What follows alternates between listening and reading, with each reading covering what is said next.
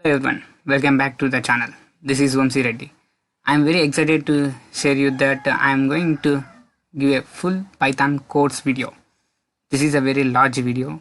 Please make sure you want to make a concentration on this video. Please watch this video up to end. At the time only you can know the every Python languages from beginner to advanced. What are the basic concepts in this video? I will explain what are the basic concepts in the Python, history of the Python, functions, data types, data structure, anything, oops concepts up to file handling. I will explain each and every concept with creative content way and easy way. You can easily understand about this Python language. Okay, let's move into the agenda. Today we are going to discuss about this video is introduction, installation, Python first programming, variables, keywords and operators, string, list, tuple, dictionary, set, conditional statements, loops, functions, oops concepts, and file handling. These are the concepts I am going to cover in this total video. This is a full course video. You want to make attention towards this video and watch up to end. At the time only you can get brief every idea about Python. Let's move into the video.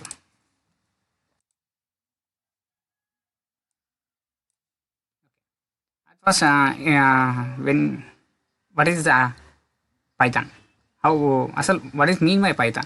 Python is a dynamic interpreted language that is used to wide range of domains and technical fields. Python was developed by the Guido van Rossum in 1991.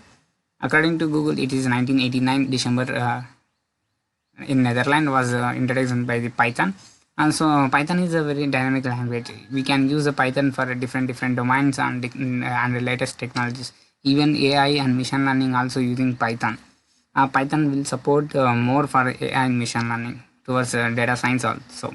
It is a most popular language and easy language to learn, where people can easily understand and people can easily write the code and syntaxes of this Python. Python support models and packages, which is encourage so many supportable models and packages towards each and every domain like AI, machine learning, data science. So many domains. Python easy supporting packages is contained. Okay, and where is Python used? Where the Python is used? Yeah, we want to learn Python, but where we don't know where the Python is used. For that cases only I have made this some introduction about the where the Python is used. Python is used in web and internet development, software development, numerical applications, education, desktop UIs, and business application.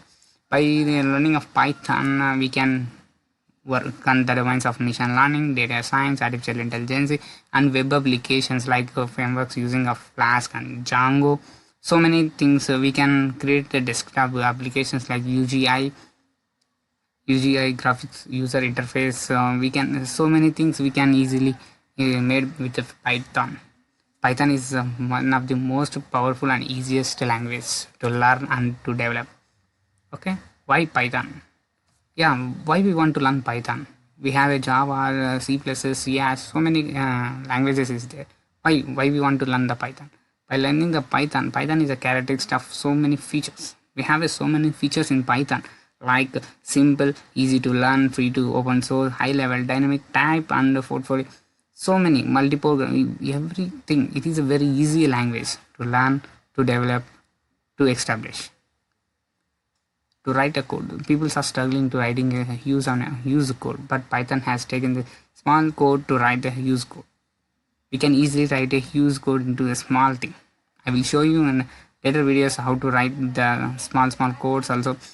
Using a different examples, I will explain you how the Python is working, how faster the Python is, how Python is easy. Okay, you have all understand about that. Let's move into the history of this Python, about the versions. Python at starting of the Python version is 0.9.0. It is a starting version. It's published on February 1991.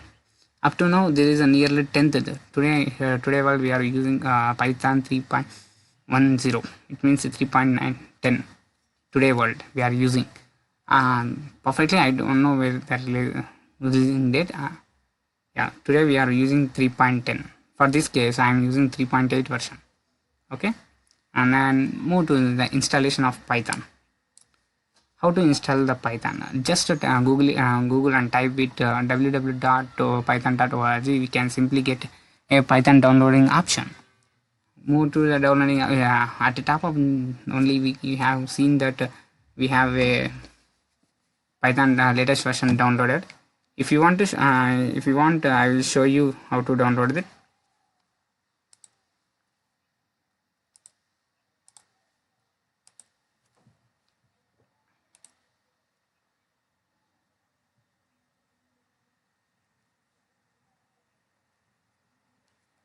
Yeah, this is a Python org.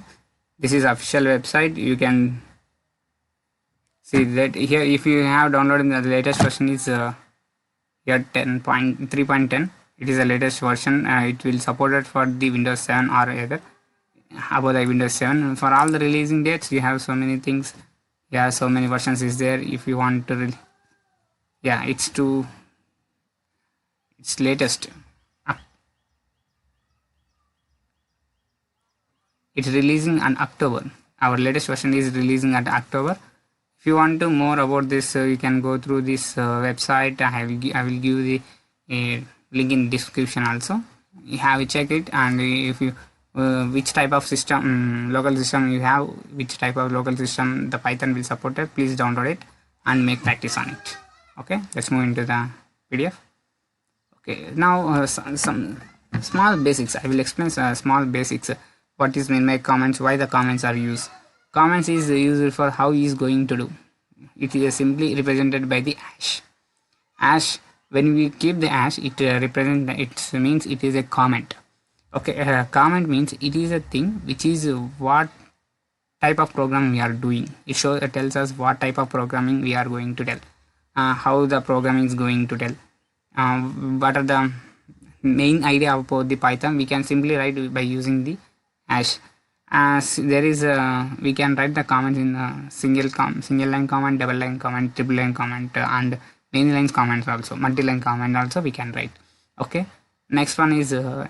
/n is new line. /t is tab space. Why we use /n? /n is used for the forming new lines. If example, Python is a programming language. When you use the /n, it comes down to in output, it will come down. Python is a programming language. Come down. Python is a programming language. Like that, we can use the /n. Whereas /t is used for the tab space. For the between words and words, we want to maintain the tab space. For that case, it is used. And some function, it is the most important functions: input function and print function. Print function is most important in every languages. Like Python also is important print function. Okay. This is all overall about this basics ideas. And what is Python indentation? Indentation is a white space. Why white space is important in Python? Because compiler takes perfect steps. If you give the consumed data or consumed code, if a compiler does not okay with that, it can't identify where is the end, where is the beginner. For that case, we are using this white spaces. Here the white spaces is this is a white space. In Python language there is a 4 spaces is known as white spaces. White space. This is a white space, and here this is a white space. Okay, this is a white space, very important in Python language. The compiler automatically takes white spaces in there. When IDs is all every ID, when you use Anaconda, Jupyter Notebook, or any ID, Spider or the VS Code, any ID can automatically inbuilt there is a white spaces occurrence. Automatically when you write the code, it will take automatically white spaces. Okay, this is all thing about this white spaces and what are the Python history of Python, how to install the Python. So many things I have explained about this. And next move to the writing first programming Python program. First Python program. What is first Python program? Means when you starting learning of English, we want to learn alphabets. Before learning of alphabet, we have starting with the alphabet A.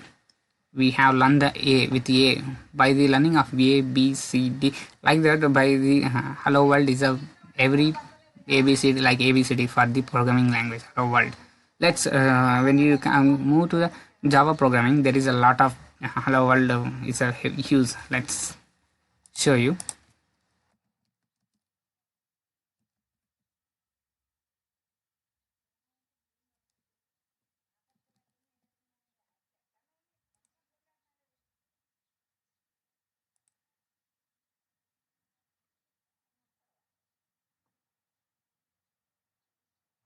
Let's see here.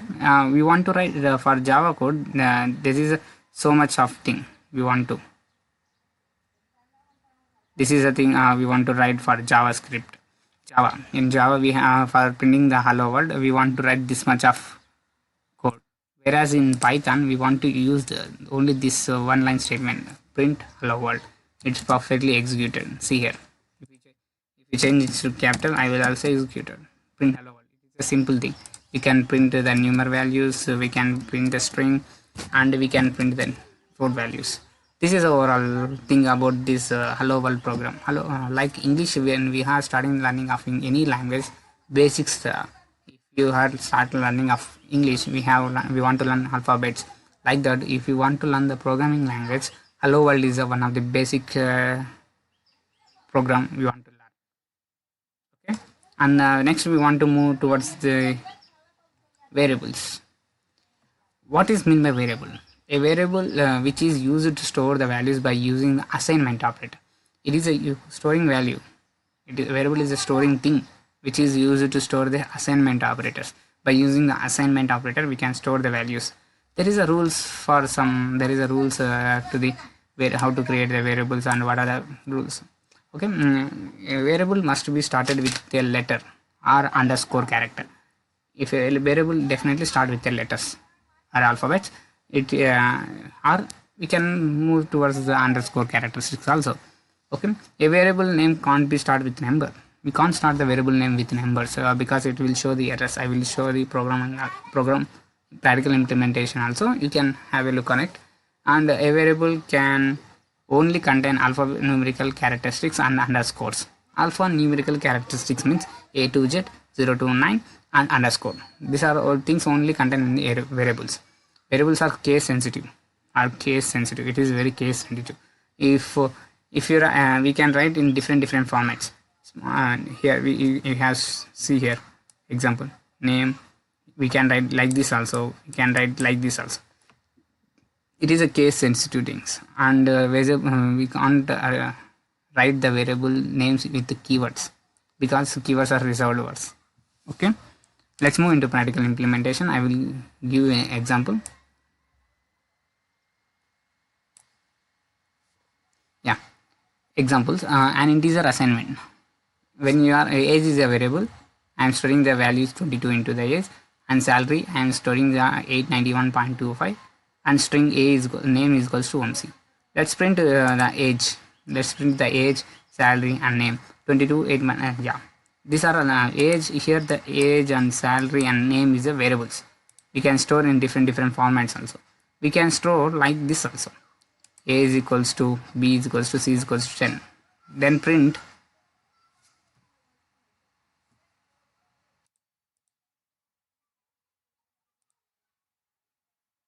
let's A is equals to B is equals to C equals to 10. Let's print A, B, C. So 10, 10, 10. We can print like this also.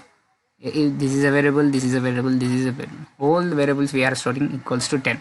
And we can write like this A, B, C, A, comma, B, comma, C equals to 891, 11, 1223, 3.5 code with you. Like this, print A, B, C. Their outputs are the same. We can print anyway, as well as we like for consuming the code. We can write in single line codes.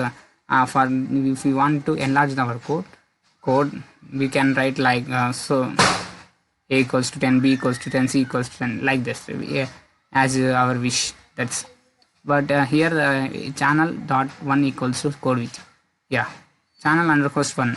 We can say, in rules we have learned about variables can start with alphabets or letters. it starts with letters underscore 1 executed perfectly, whereas key as is equals to Vamsi. It means it occurs error because as is a keyword. Keywords can't be a variable, can't represent a variable. It is a reserved. So after that, we can see here 7 underscore code, whereas we can't start the variable with numeric values. So it occurs error. And last one is 7 OMC. We have numeric and all letters, but it executes error because the variables can't start with numericals and can't start with and keywords, so it will shows the error. Yeah, I hope this is a thing. I hope you are understand about what is the history behind the Python, why the Python is used, where the installations and basics concepts of first programming variables. And next we are moving towards the keywords. Let's move into the keywords. From input keywords, we are inputting the keywords. Print keywords dot kw list. It means keywords list. By using these functions and using this code, we can see that total how many keywords are there in present of this version. For this version, I am using 3.8 Python version. So in 3.8 Python version, there is 35 keywords. When we compare it to other below 3.8 versions, there is 33 keywords. For 3.8 version, there is 35 keywords, and there is a newly keywords are these two. These two are the new keywords. These are all the overall the keywords like false, none, true, and as, asset, assign, await, break, class, continue, def, del, if else, expedition, final, try, from so many things. There is a 35 keywords on the I'm using 3.8 version. There is a more increase in 3.10 also. Have a look on it. We can know that about that. So because I had downloaded up to 3.8 version I'm using right now. Okay, after keywords we are move towards types of operators. What is mean by operators? Python language support for the following types of operators: arithmetic operation, operators, comparison operation, assignment operation, logic, bitwise, membership, identify.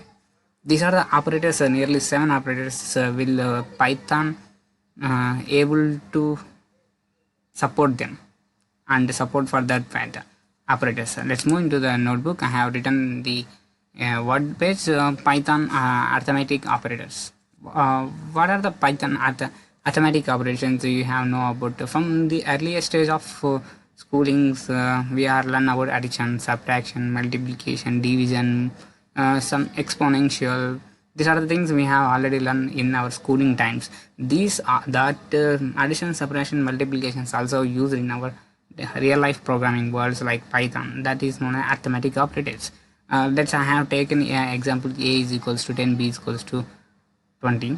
First operator I am using addition, which is simply you can say that plus sign. You can use plus sign. Description of this addition: adding of values, adds of values either sides of operators. Here the a plus b equals to 30. A plus b equals to 30. So here in plussing, a is equals to 10, b is equals to 20. So 10 plus 20, 30. The output is 30. And next operator is subtraction.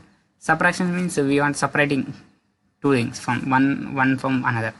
So that is a minus b means 10 minus 20 equals to minus 10. Like that multiplication operator. Multiplying the two values like a into b, 10 into 20, 200. Division, dividing the two operators, b by a, 20 by 10, 0. Sorry, 20 by 10, 2.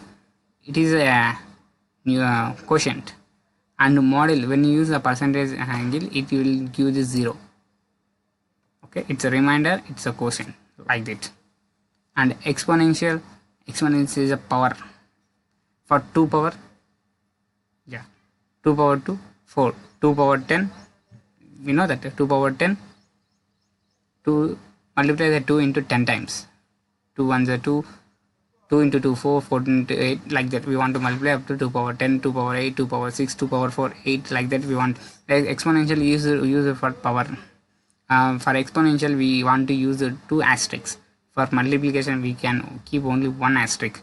Another float division is if you get any float values, if you use a float division we get an exactly integer. Let's move into the practical implementation of this thing. Okay, at first I'm going to keep addition. Let a is equals to 10 and b is equals to 20. Let's perform c is equals to a plus b equals to print c.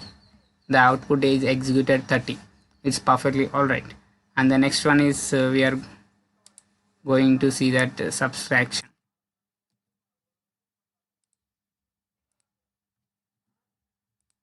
We are going to see that subtraction. Same values I am taking here, same method, same programming. Copy over it and paste over it and changing the sign. I will put minus. Let's see. Here the minus 10 is occur. When you have compared here also minus 10. Perfectly, it's alright. It's come true. And the next one is multiplication. Next one is multiplication. I'm using the same code for that. Let's input them and changing the symbol. Here remove the minus and place the asterisk code. It's 200. Yeah, it's exactly equal to the what we have seen in the node word page. Here see 10 into 20 200. It exactly came here 10 into 20 200. The next one is division. Let's move into the division.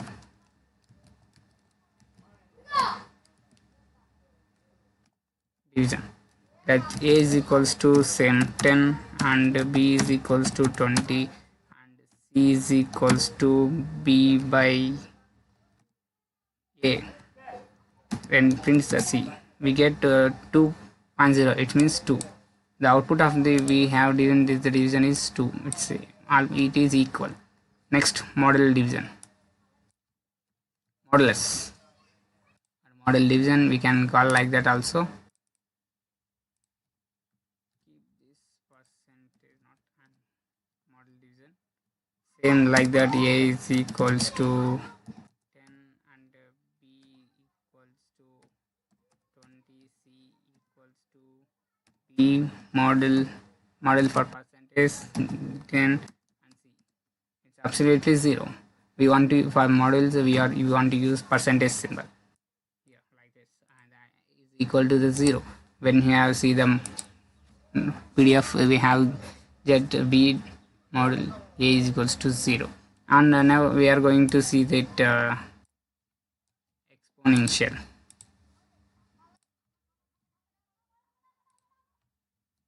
For exponential, same a is equals to 10 and b is equals to 20. We want to see the c is equal to a. I am using double extract because for exponential we want to use the double extract. Now move into the c. What is the c? It's nearly, it's a lot of a big value we have get. See, we have get a big value, power of 20, 80, 10 is a power of 20.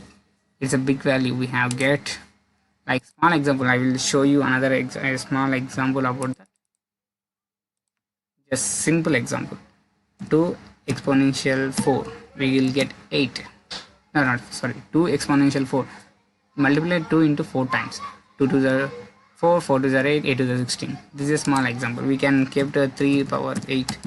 We can get 6891. Like it's a small thing. This is a big value, whereas 10 power of 20 is a big value. So we have get this much of number. Okay, small we can exponential. We can calculate for small numbers and big numbers also. And the last one is we are going to discuss float division. Float division is used to reduce the float values when you have get about this.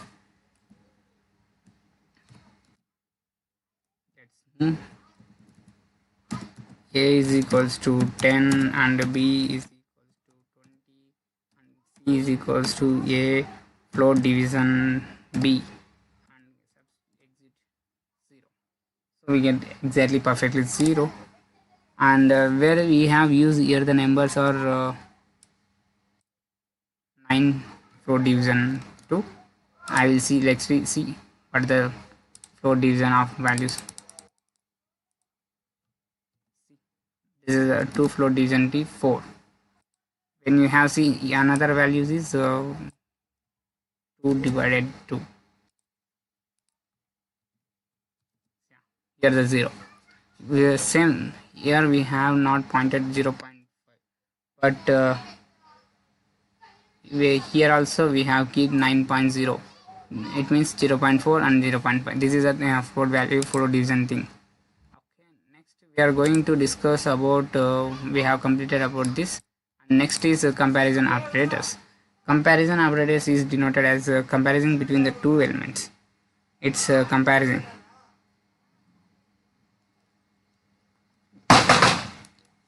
Comparison operators means comparing the elements between the two things. I will show you some operations of comparison. Let same values I have taken a b equals a is equals to 10 and b is equals to 20.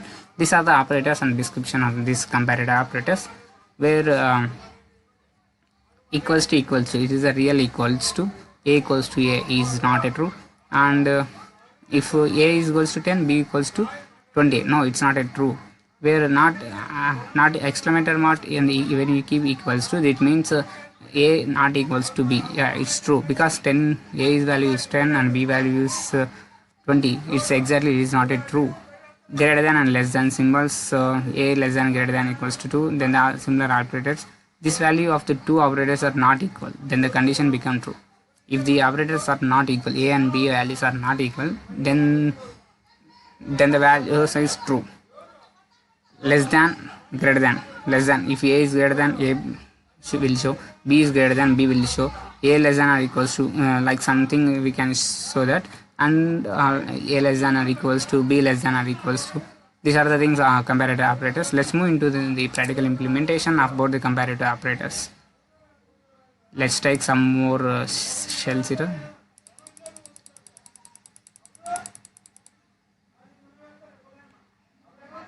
Yeah.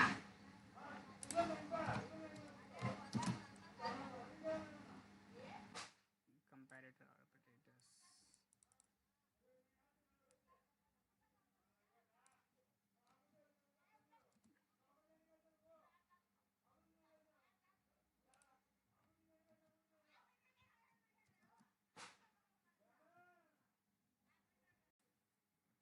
Input a is equals to 10 and b equals to 20, as far we have seen from the document. Here comparative operators, a is equals to 10, let's a is equals to 10 and b is equals to, let's see what is equals to denoted in practical way. Now a equals to b, it's absolutely execute false statement, and we have a not equals to b, it's true statement. As we see here, where a equal to is not true, it means false. Not true means false. A not equals to b, oh yes, it's true. If you use this syntax of a equals to, a less than, greater than, equals to b, let's execute this. It shows that syntax error between these two lines. Yeah, it shows we want to keep in the bracket, right? Let's try this. Again also showing that it's true. If values of two operators are not equal, then the condition becomes true. It means if the values is not equals to, let's say, let's c is equals to b, it's not showing because our values is not true. Okay, and next to greater than symbol, less than symbol, a greater than b, false, or a less than b, it's true. A less than or equals to b, it's true. And next b greater than or equals to, not sorry, a greater than or equals to b, it's false. So we have all checked about this, whether a greater than, less than, greater than or equals to, less than or equals to, all things we have checked here. Let's move into the another topic. What we have, that one is third. It is operation assignment operators. Okay, next topic is assignment operators. Python assignment operators are is equals to, plus equals to, minus equals to, multiplication equals to, division equals to, model equals to, and exponential equals to, float, division equals to. These are the things of for assignment operators. Let's check one by one, and we can see that if there is a equal or not, what is missing update, if they are executed in practical way or not. Whereas equals to means assigning values from the right side operand to the left side operand. It is here the example is c equals to a plus b, assigning a values of a b into the c. Yeah, we are assigning by using the equals to operator, we are assigning the values a b into the c, like that. Plus ab, we use it adds the right operand to the left operand and assign the result into the left operand. Like example is c plus equals to a is equal to c equals to c plus a, right? We have understand c plus equals to a means c equals to c plus a. We can write this way or this way, any type, but it is a provisional type. We can write this. For basics learner, they have write like this, and like the same minus equals to is same for that, multiplication equals to, dividend equals to, modulus equals to, same. All of these are same. Let's move into the practical way and look how that works. Okay, I will copy this statement and paste over here for better understanding for you. When I will keep this notebook into the description. You can also download from there where I put in GitHub link. First one, we are using equals to. First operator is equals to. C equals to a plus b. Now execute. Now we want to see the c value. It's 30. Okay, c equals to a plus b. We are assigning the left into right operators into left operators. Let's see, c equals to c plus a. I am inputting the c into the a. It shows 50. How? Because here the c is 30, right? 30 plus a. 30 plus equals to no, right? 30 is equals to 20 equals to 50. 30 plus 20 equals to 50, right? You can see here 30 plus 20 equals to 50. Same like we can use like this also. C plus equals to a. Now execute c. It shows 70. So it is also increasing because here 30 plus 30 plus a. It's showing like that. So I will change these values. D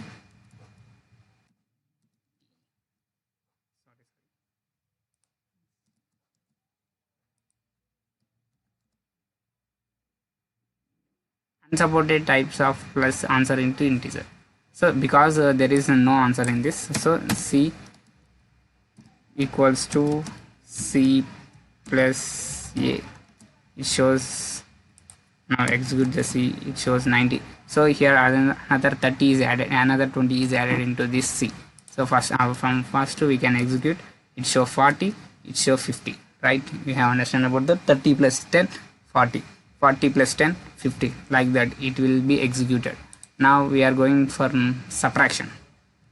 C equals to c minus b.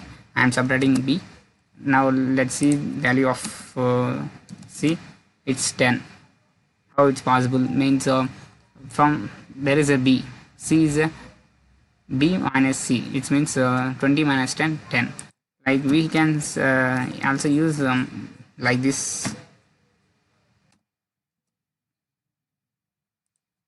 Let's see the value of c. it is minus 30, because minus 20 plus minus 10 equals to minus 30 we have already done here. So it will execute the whole this value on into this value. Okay, and the next one is operator is we have seen the term up to subtraction, and we have seen raw multiplication and operator and multiplication simply we can say like that: c equals to c into 4 and print c is minus 120, minus 30 into 4 minus 120, here minus 30 into 4 minus 120, and minus 30 again we can see that it will be increased value, c into equals to 5. Let's print the c. 120 into 5 minus 600, it shows 600. It's a high amount. It was calculating before and after values also, so it was increasing. And the next one is the division. C equals to c divided by 2 or 30 for getting small digit is minus 20. You can get 300 minus 30, 20, and c divided equals to 2 and executed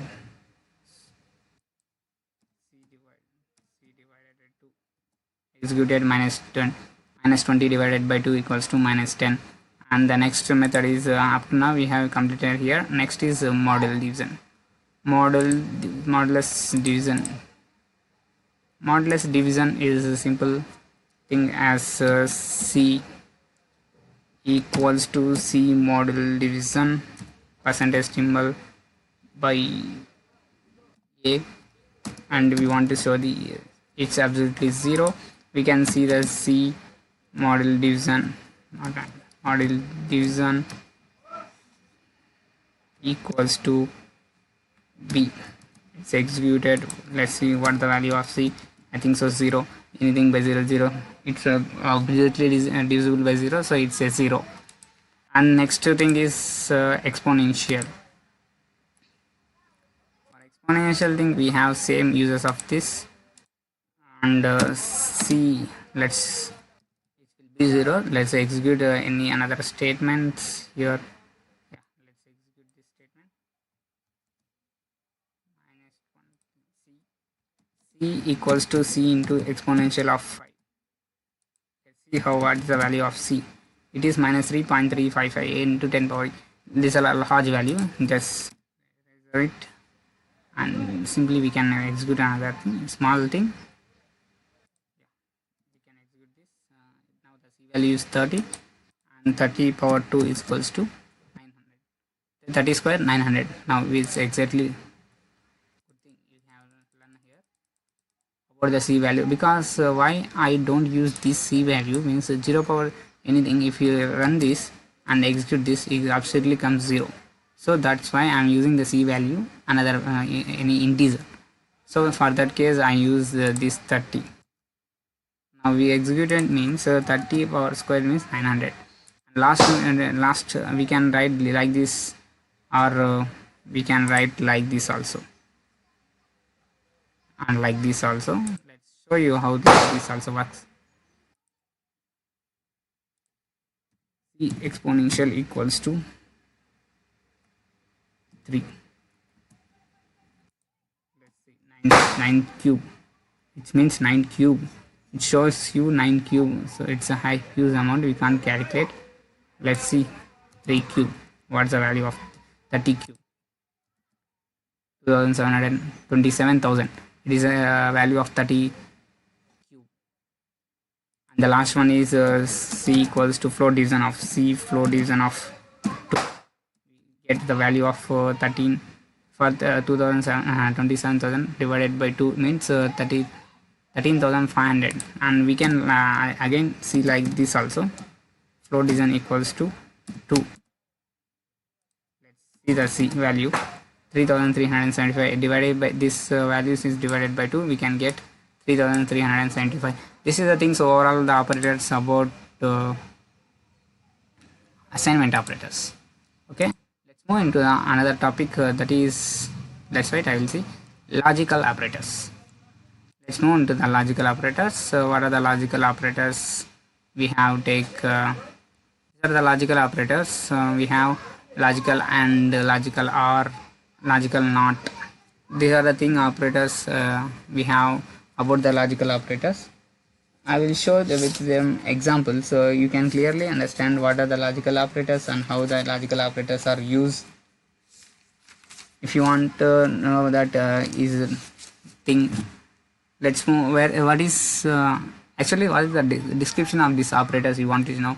And means if both operators are true, then the condition becomes true.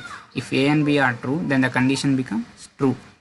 Logical are, if either one is true, then becomes true.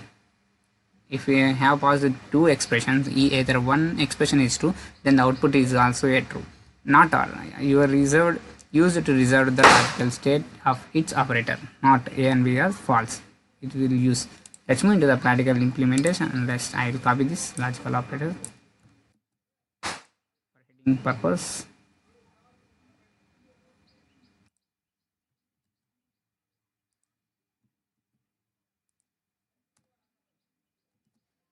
Logical level. At first, we move towards the AND operator.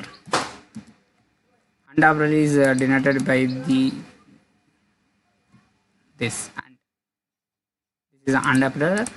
Let's see that, or we can see the AND operator directly. We have AND. We can write AND. Okay, 5 equals to 5 and 6 equals to 6. Executing is true because two expressions are true, then the output is true. It is known as AND. If you show that if you put a 6 equals to and operator 6 equals to 6, the output is false. Can't assign these values. Sorry, I have used 2. It's false because one condition is false. 5 equals to 6 is false. In what is the description of the AND? What's and actually AND says that either two expressions, both two expressions are equal true, then the output is true. Here the one expression is true, 6 is equals to 6, but 5 equals to 6 is false, so the output is false. And next we are moving towards OR operation. OR. What will say about the OR? OR means either one expression true, it will be true. Let's copy this thing. I will copy this thing and paste over here. It's true. One expression here, 6 equals to 6 is expression is true, so the output is true. We can check here like this also. If both expressions equal, what is the OR statement output? Absolutely true, either one. But if both statements are true, they are also true. Okay, and last one is not statement. If the not statement is 3 equals to 3, true. Not 3 equals to 2, 1, it's true. Not, it decide that it was not. If I keep 3 is here, it's false. 3 equals to 3 is true, but not true. We have said not true means it's default. It can think that it can think that 3 is not a 3, so it's executed for all statements. Not I will put here 1 equals to 3, it's true. Not it's perfectly saying that 1 is not equals to 3. Where we have 3 is not equals to 3, we are 3, whereas 3 is equals to 3, but compiler shows that false. Yes, we are using wrong statement like that. I hope you are all understand about the logical operators. And next we want to move towards what are the things we have written here. Let's wait. Yeah, bitwise operators. Let's bitwise operators are. Let's move into the document and we can see that bitwise, what are the bitwise operators is there. How can bitwise operators are help to us? We can see that overall about the bitwise operators. Bitwise operator is bitwise works on bits and performance by the bit. It means it works on the bits, 0 1s. We have already learned about the bits in our college lives, in schooling life, about the bits order 0 1 0 1 1 1. Whereas one for one bit order is 0 0 0 1 2 0 0 1 0. These are the bit order for this. Bitwise operators means works on bits. Okay, first operator is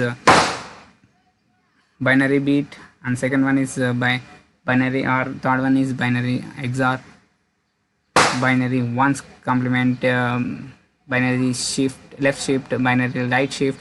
These are the bitwise operators. I will where binary and means operator copy a bit to the result, it executes both operators. If A and B are true, then the bitwise is true, it executed, or it's copy the bit either exited either one component. If R anything is true, it will execute a one. Like that XOR, it copies the bit if it is set in one operand but not both. It means it will contain only one. And flip flop, right shift, left shift. Let's move into the practical implementation. You can clearly understand about that.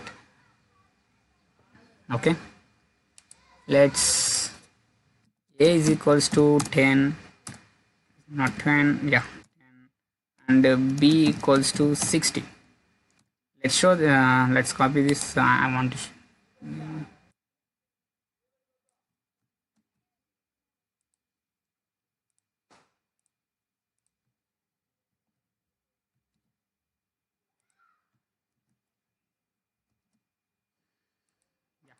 now I'm using the AND, binary AND, it is a symbol of binary AND. Okay, let's move towards the example. What is A by A and B? You can see that A and B, here A and B equals to 0. It shows that A and B equals to 0. Let's replace these values with 201 and 15. What is the output? It's absolutely 9. When you have seen the bitwise 1 2 3 4, we have get 0 0 1 1, and the into 2 is 0 0 0 1 0 1. The output is 0 0 1 1. This is operations on works on internally in bitwise. Output we have get in an integer form. Like R also, we have taken R also, same example 201, or R is equals to card 15, we get 207. It's a simple thing. You have internally it works on bitwise, but executed we have get about integer.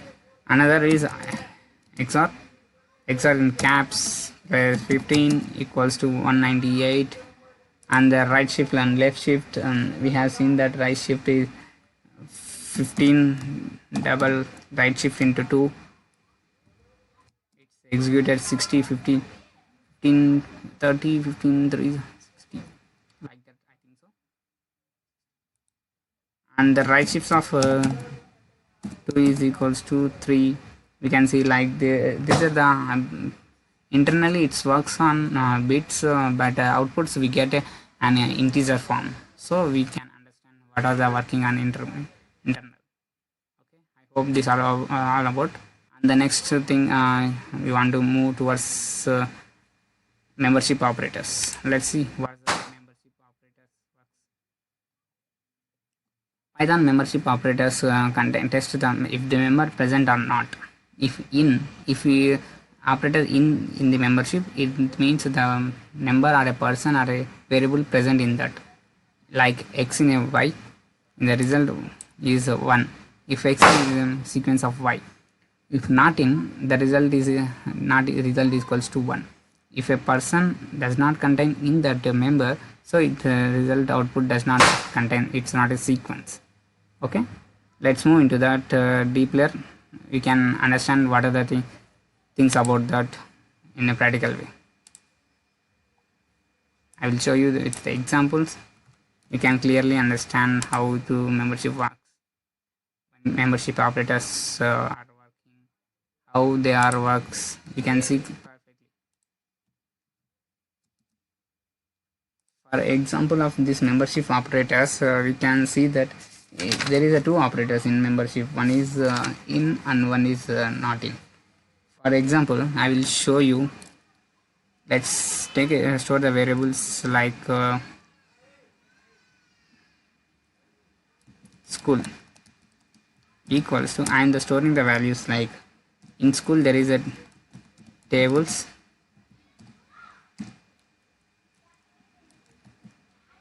teachers, students, and so many whiteboard,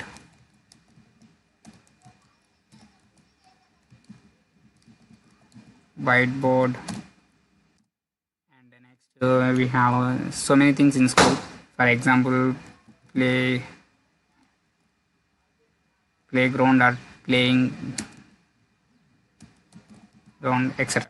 So many things are present in these in a school. So this is, I have taken example as a if table, I will put in a quotation, if tables in school, if it's execute true or false, there is syntax error. School is not defined. Sorry, school is not defined. Let's execute this, and yeah, it's true. I have does not had forgot about the execution about that school statement. Yeah, it's true. Tables are in. It's a member in this school. If I execute more about more things like students, STUD, students in school, it's perfectly true. Yeah, the students contained in school. When we this is a membership in member, so students tables are in members of the school. If you take a parents is a thing,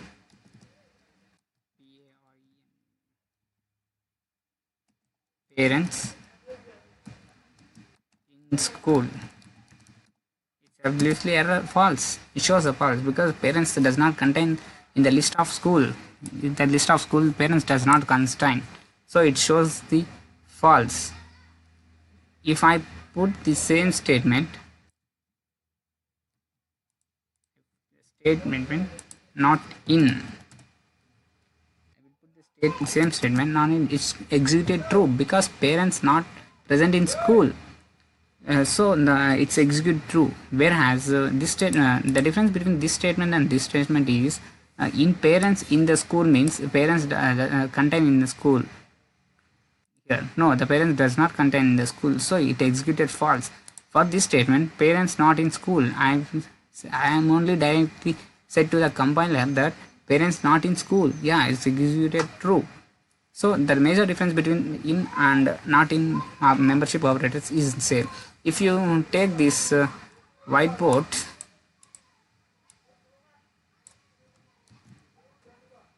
if you put whiteboard not in school, it shows false because whiteboards are present in school. By default we have given the list that they contain the whiteboard, so I have given that whiteboard, but my own I am saying to the compiler that whiteboards not present in school, so it's absolutely shows that false because whiteboards are present in school. Okay, I think you are understand about the in and not in the memberships operators. Let's move into the another thing is last identifier operators. Identity operators or identifiers. Identity operators is not is. Identity is these are the two operators. Is evaluates to true if the variable on either side of this operator point to the same object or false otherwise. If x is y, here the result is 1. X is y, here the result is 1. And when we have said that if you are x not in y, that result is 1 if x of d is not equals to I of d. Okay, let's move into the practical implementation. You can clearly understand about that. Okay,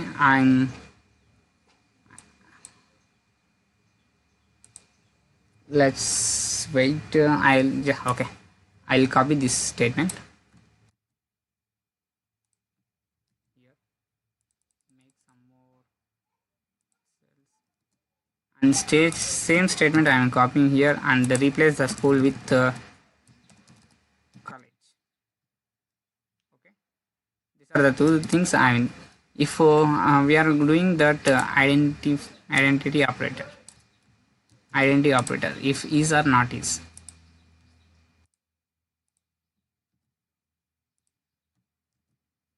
Is or not is. These are the things is or not is are presented in the college or school.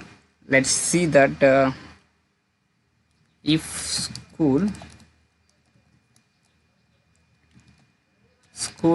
in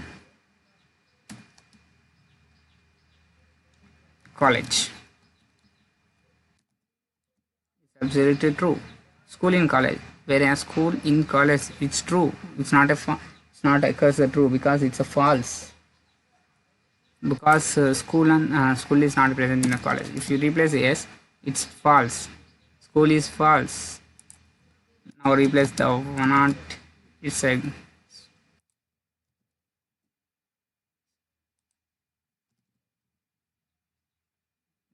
is not. Yeah, it's true. School is not in college, so it's executed true.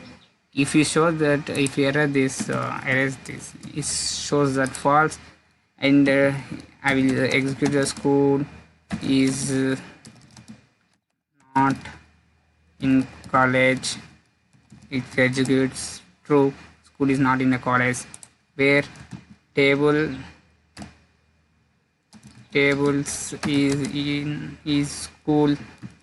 Let's try this. It's executed or not. Sorry. Some syntax error is false. Schools is not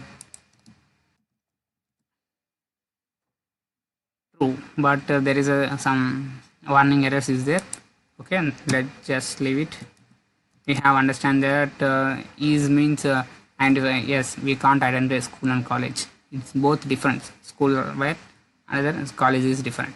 Yeah, I will give directly to the compiler that school is not a college. Yeah, I will give directly to the compiler. School is not a college. Difference, there is a difference. It's true. Okay, this is all overall about the operators and the one more main thing that main thing how to perform the operators values. We have a large number of things by using this operator preservance. I will show the operator preservance. These are the operator preservance, that is exponential multiplication. These are the things we want to calculate the numbers of different things. This is the order of we have given the first high priority for the parenthesis. If you give high priority for the parenthesis, it was the main highest power. It means highest power. Next exponential, next multiplication, division, like that we want to show that. Let's move into the example. Here the path mass is p is a parenthesis, e is the exponential, m is a multiplication, division, and a is addition, s is a subtraction. Let's see an example. I will give the parentheses of 100 plus 5 plus 5. See 110 the answer. If you remove this, it first shows 105. I mean add the 5 means it shows 110. It means at first the main preference is this thing. For main preference we want to give the main preference for parenthesis. Parenthesis is the most important thing. So if you give the parenthesis multiply 2 divided by 2 plus 2 minus 2, let's see, the output is 105.0. This is the output of this formula, and I will give you one more example. It's a large example. Let's see how that thing multiplied.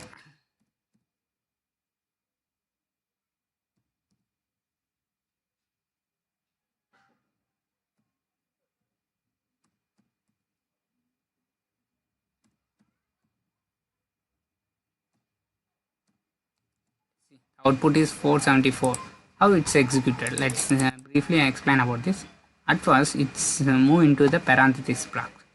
The parenthesis block is this one. Let's copy this and we can get what's the output.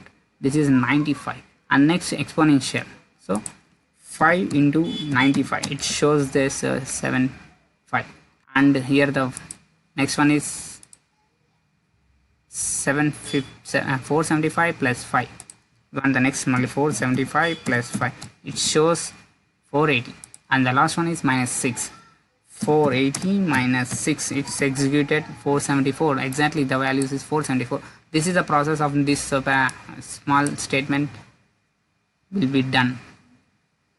I will explain this clearly about the small single statement work like this. First move towards the parenthesis, and next multiplication and addition and subtraction. Lastly, these are the things all the works on this presidency, because presidency is more important in these languages. So and when you are using to calculate the mathematical things. So this is the overall thing about the operators and parentheses. So you can you can learn everything. I have given the examples. So if you want to know each and everything, you have so much things to learn that. And so that you have understand clearly about that. Make sure you want to practice each and everything, and one time you can get everything. Okay, and next thing we are moving towards the data types. Now data types. Data types is the most important in Python because overall the Python base everything we have written in the data types, like we are using string, list, tuple, dictionary. We want to store the values in that in different ways. Let's move into the depth, and I will explain each and every cases what is the uses of this thing, strings and list and dictionaries. Let's start with the string. And the string is a Python surrounded by the either a single quotation or double quotation. Simply we can say that string is placed between single and double quotation. There is a triple quotation string. It is known as for multi-line string. In down I will explain about that. Next. Okay, at first we want to know the whole thing, what the string is used for.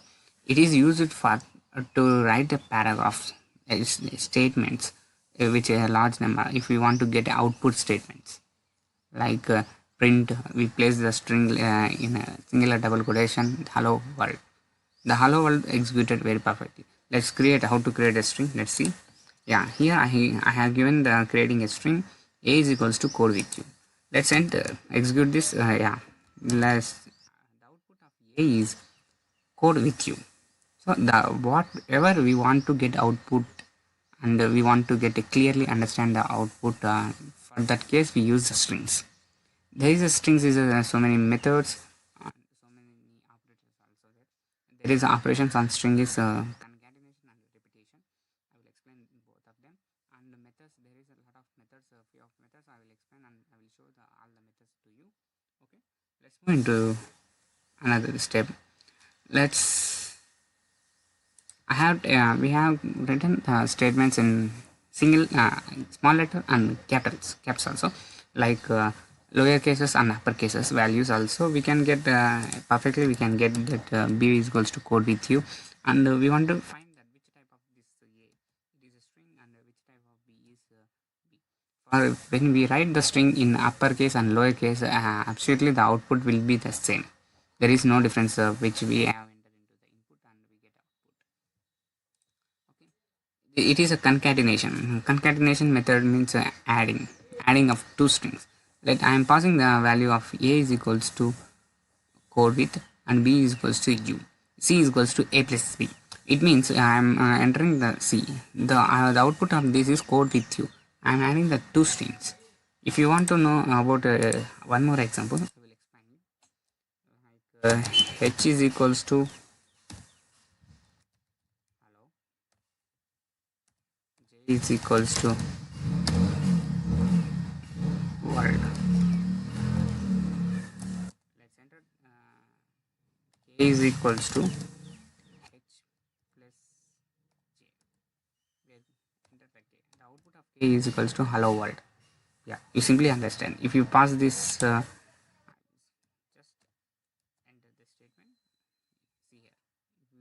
You enter anything in this case, you will get output as this. I hope you are clear about this concatenation method. And the repetition means it simply we can say repeating at multiplying. If for example b is equals to code with you and the c is equals to b into 100 times, I am multiplying the b into 10 and 12 times. The output will be 12 times code with you, code with you, code with you. Like this, it will repeat the same string. If you show, if I show the another example, let w is equals to high. You can clearly about understand this. L is equals to w into 5. Let's print L. 5 times high, high, high, high, high. This is a 5 times high. This is known as for repetition. Okay, it means multiplying. One string is multiplying multiple times. Let's move into the documentation. I have written here string special operation. We have seen about concatenation, repetition, slicing. I will explain slices. Slice means index. Simply we can say that index, and which index we can get.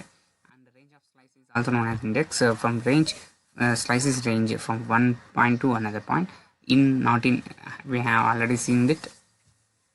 And r by capital R, small r by capital R, raw string, and the lowercase and the format strings.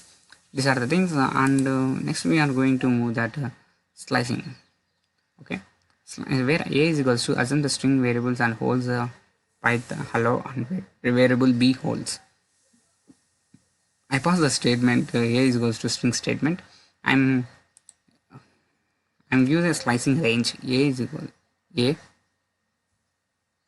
square brackets 2 is 2, which means it is a starting value. Simply we can understand.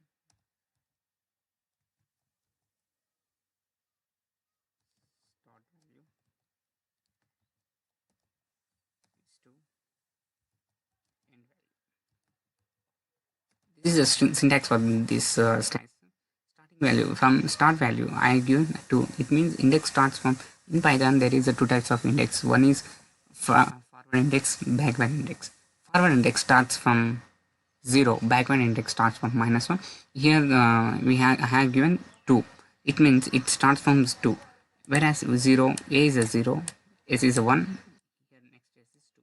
From here it will be started. So the output is SUME. So assume means SUME. That is in front of two letters, two indexes. It was not appearing as a output. Okay, you clearly understand about this. And I am giving some more. I want to take certain place, certain things. For that case, I give starting ending values. So a 2 is to 5. It means from 2 to 5 I want the output. So sum is a 2 to 5. Here a is a 0, s is equals to 1, 2 is equals to s, u is equals to 4, 3, and m is equals to 5. So sum I want to get 2 to 5. I have get sum. And from backward I want to want -5. I want to, it's a backward, from backward side I want to start -5. So it will show you that at 5 there is things this. If I enter string like this, yeah, you can get clearly about this. Some 5 -1, this is from backward -1, -2, -3, -4, -5. I don't want from this -5. So I want up to end of this one. So the output is b space. Here the space. Space is also calculated as a one of the index. Okay. And when we move to the document, there is some functions on strings. Like some of the I will explain. First one, capitalize function. The first capitalizing the letters, first letter in a string. Capitalize method is used for capitalize the method from first string and center. With in the parenthesis we want to pass the arguments like width and fill. It returns a space pairing string which is the original string centered to the total width of the column.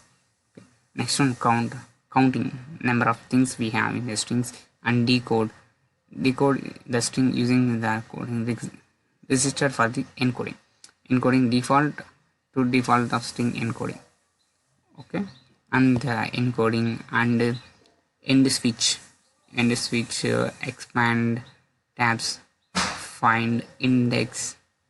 These are the things. So find means we want to find some strings, and index means the placing of index, and is all num. Is all num is if our string contain any numeric value, then it executed true. If does not contain any numeric value, it executed false. Okay, is alpha. Same, it returns true. If there is any alphabetics, it will execute true. Otherwise, if a string contain any numeric values or any float values, it will automatically execute the false. Is digit if the string contain only digits. If a string contain only digits, it will execute true. If it does not contain any digits, it will execute false. Is lower, it means it's lower string. Is numeric, is space, is title, is upper, join, length of join means we want to join the two strings, and merging, concatenation. Simply we can say concatenation. And the length of strings, we find the length of string. And ljust, left just, it is from padding of the left side. And lower strip, removing all the leading white spaces in string, which means from the left side we are leaving all the white spaces. Or strip means which we are using white side strips. Okay, and maximum, which we can find maximum, and minimum, replace, refind, readjust, reindex, restrip or strip, and split line. So many methods is there. I will give this document in my GitHub link and give that link to you. Just have a look and copy over the thing, practice more over that. And the last one is we can say that is decimal. It's due to if a unique string, if a string contain decimal values, execute true. If they are not contained, it's otherwise false. Okay, these are the methods of a string. You have seen about that. I will show you some of the examples. That's for example, first example.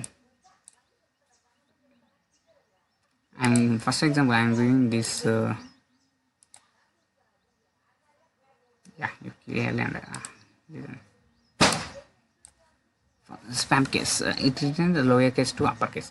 If you enter the spam case is a method which we use it for. If you enter the lowercase, it automatically change into the uppercase.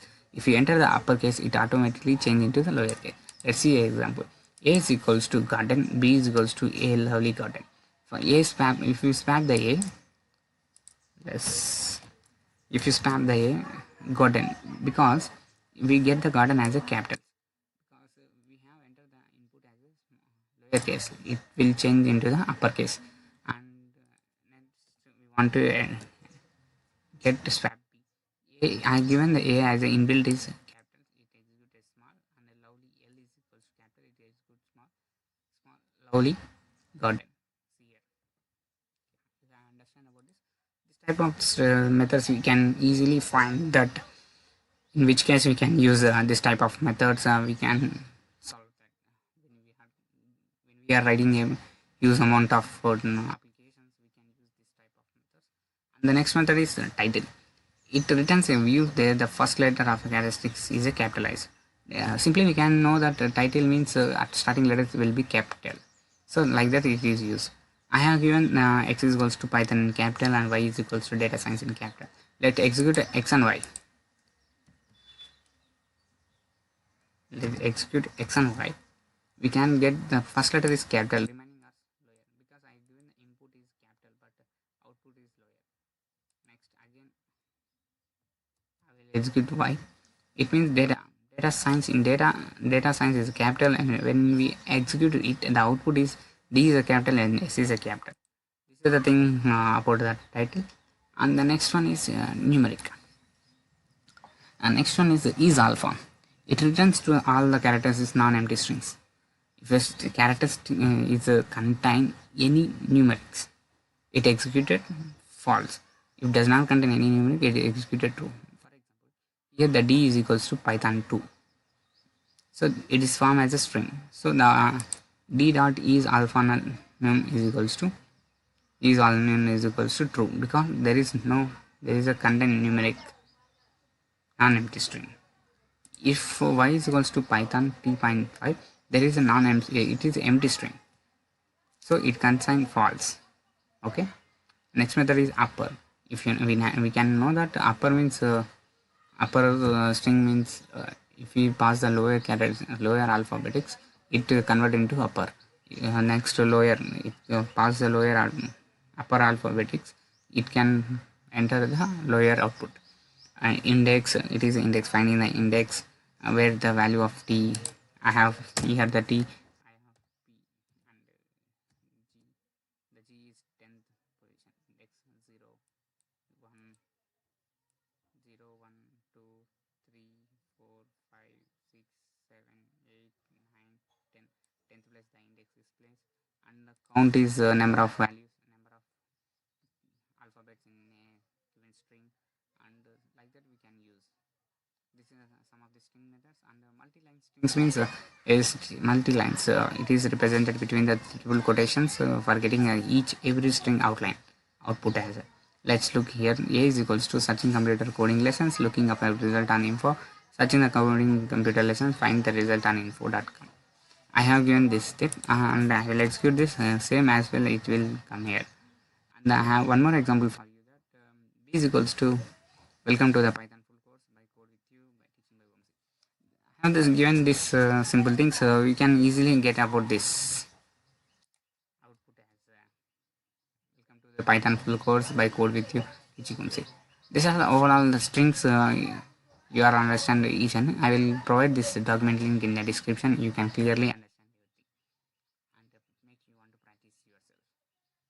And the next data type is list. Listers are used to store the multi items in a single variable.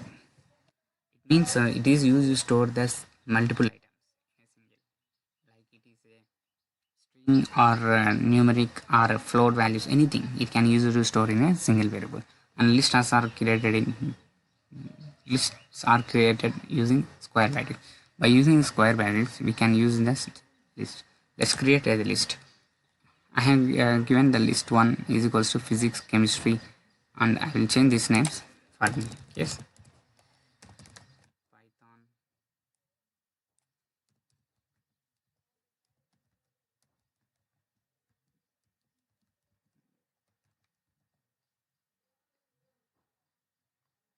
data science.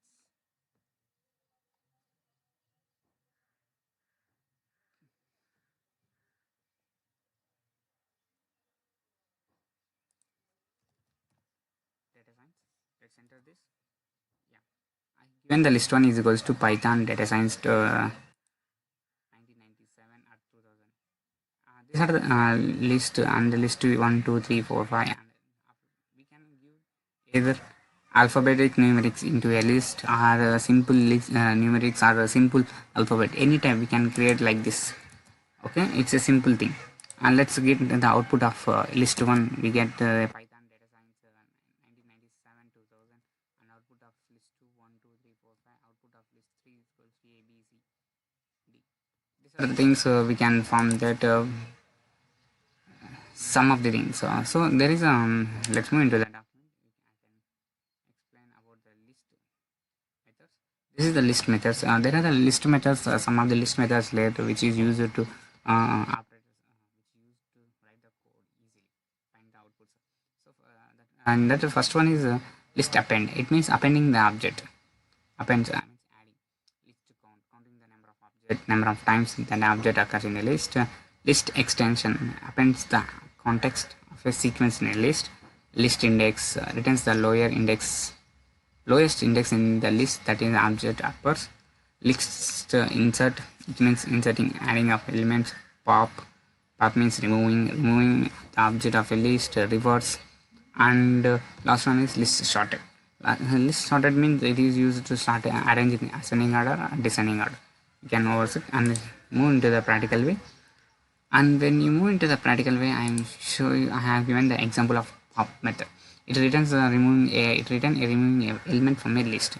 It means if you enter this list one, I have taken from the list one, remove the pop method. Given the statement list one is also physics, chemistry, and 1997 2000. And pop the list is it means it remove the last element of a list. And next method is reverse. Reversing means I have given the list 2 1 2 3 4 5 list 2 dot reverse method. I use the reverse method. Print list 2. It means it reverses the values in the list. 1 2 3 5 has given the input, and I have get the output as 5 4 3 2 1. Like that it will be used. And the next one is length. Length method is we can see that how much of the string. If you pass the one, the length of the one is 3. Because I have removed one here, one thing I have already removed the pop. Okay, and this is the max length, like this. Like this, so many things I will length method. We by using length method we can find that length of a list, and maximum, minimum, maximum, which is the highest number, which is the lowest number. Things we can find from the list. These are the things I'm going to have explained about the list and the string. And the next method is the next data type is tuple. Tuple is used to store the multi items in a single variable. It is also same for list. And tuple is a collection with unordered and unchargeable. It is mutable. We can't change the tuple once we have created. And tuples are written in the round brackets. For example, I have given the tup is equals to apple, banana, mango. Let's execute this output apple, banana, mango. Once we have created, we can't change this. And tuple 1, tuple 2 is Python data science 1997 2000. And tuple 2 is equals to 1 2 3 4 5 7 up to 7. Next execute the tuple 1. Sorry, tuple name is not defined. Sorry, I want to execute this. Tuple 1, tuple 2. These are the things about that. Tuple 1 means we have given the outputs as Python data science 1997 and 2000 outputs also get. And if you tuple 2 1 2 3 4, let's move into the document. In tuple there is some more description method like CPM, tuple 1 tuple 2, comparing the elements of both tuples, length of the tuple, maximum, minimum, tuple sequence. These are the 5 methods in the tuple. Let's move into the practical way. I have given some of this. And when we count method, it is used, we have already know about the count method. It is used to how many elements in there. If we enter this, there is tuple 1 is equals to Python data science 1997 2000. That count of 2000 is 1. If I replace this, copy over and replace here and replace so many things.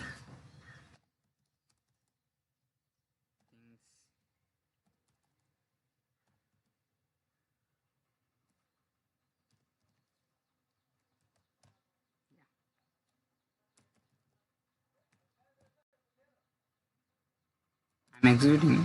Yeah, exactly. The count of 2000 is 3. Here the 3 2000 is there. So the counts of 2000 is 3. Okay, let's enter. Let's pause a Python. How many words it can be? It's exactly 2 because here the Python 1, Python 2. Yeah, this is the count method, and the last one is the index. Index means we can find the index which places the elements. The Python I have given the tuple data science. Tuple 1 is equals to Python data science 1997 and 2000, and find the index of Python is 0. If I pass the index of Python, I pass the index of 1997. It's absolutely 1997. The index of 1997 is 2. So this is all over about overall about the tuple. Okay. The next data type is dictionary. Data type is also dictionary is also one of the data type which is used to store the values in the form of key and value form, where it contains two variables like key and value. It is the most important. It is a main syntax of the to store the dictionary format any variables in the form of key value pairs. It is very important. Okay, let's move into the depth. Whereas a dictionary is a collection which is in order, chargeable does not allows the duplicates. Where it does not allows the duplicates, dictionary is represented or written in between the curly brackets and having a keywords and values. Okay, I will give you one example for you. Here the dict1 is equals to, this is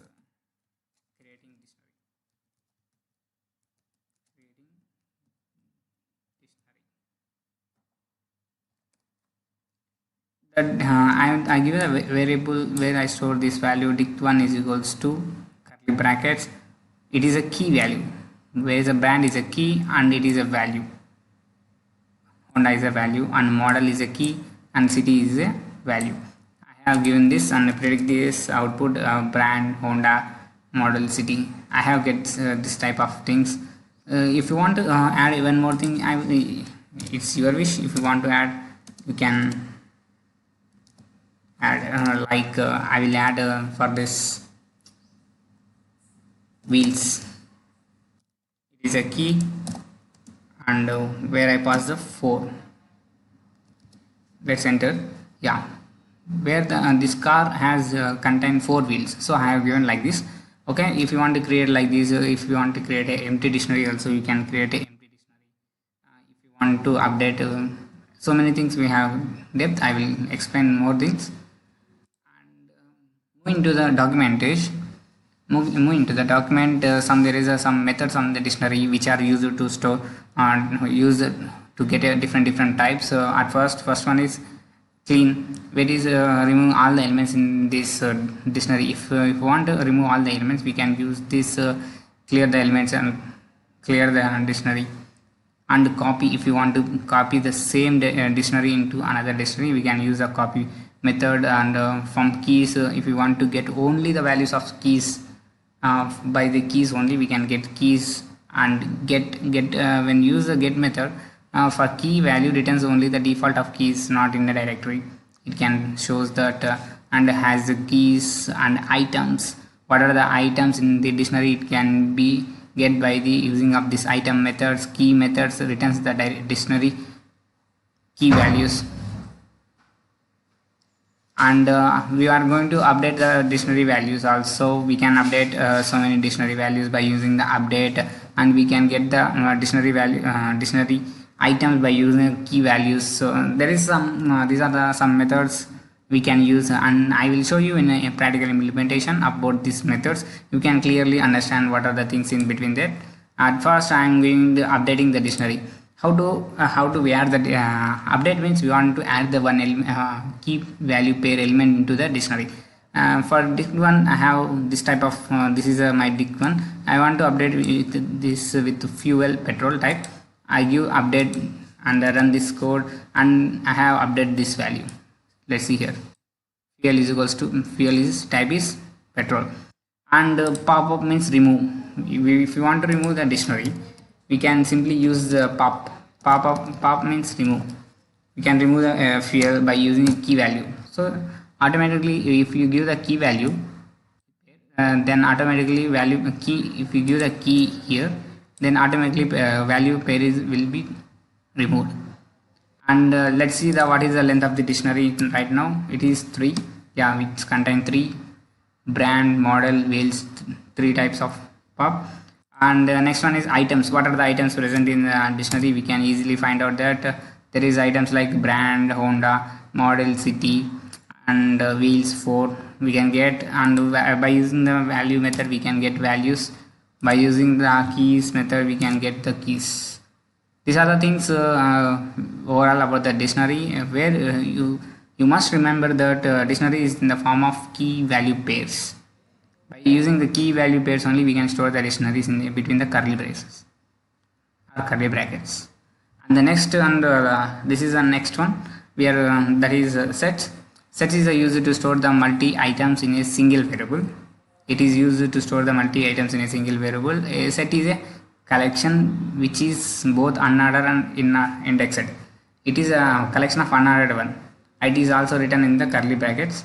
Sets are unordered and unchangeable and do not allow any duplicate values. It is also unordered and unchargeable, and it does not allow any duplicate values. Let's move into the documentation. We have seen that is some methods about the sets. There is a set methods are methods like add, clear, copy, difference update, discard, intersection update, disjoint, is joint, is subset, is upper subset, pop, remove, arithmetic difference, update, union, and update. So many things. These are the methods which is contained in this set, and a few of them I will explain in practical implementation. You can clearly understand about that.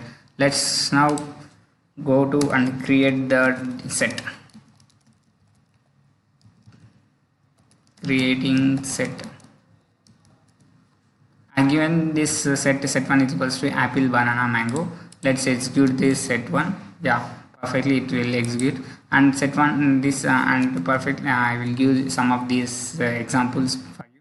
I'm executing set1, and set2 is contained 113.17.11.3. I'm also executing, and the set3 is true, false, and I'm also executing. Yeah, here use observe when you have set3 contain true, false, but output of set3 is false and true because duplicate values does not allowed in a set. One is true, another one is duplicate, one is original, this original false and this is duplicate false. So the output of this set does not allows duplicates, right? Clearly understand about that. And adding of new element. If you want to add any element into the dictionary, you can if you want to add any element into the set, you can use the method add method. Simply we can use the add method. It will be added to this set. And length of set1 is 4. Here 1 2 3 4. And if you want to remove anything, simply use remove method. And some methods if intersection and differences, there is some methods. So let's see which is axis. I have S is equals to apple, bat, cat, and V is equals to cat, dog, apple. But that's output. Yeah, exactly. It's printed correctly. Executed correctly. Yes, perfect. And now see the S dot intersection means intersection. Difference between S and V. Intersection between S and V means intersection is common things. Common between S and V. These two statements common is apple and cat. Yeah, perfect. Apple, common things. Intersection means common things. You can use a difference also.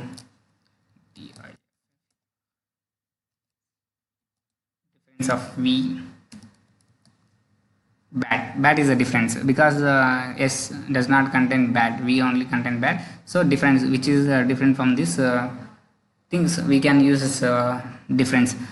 We can say which is different from the one to another statement. This is our about sets and one more data type, that is number. It is a simple thing, you can easily understand by, I will say, by the showing about the documentation. Let's wait 1 second. Yeah, number type conversations. It is a one type of data type which is used in the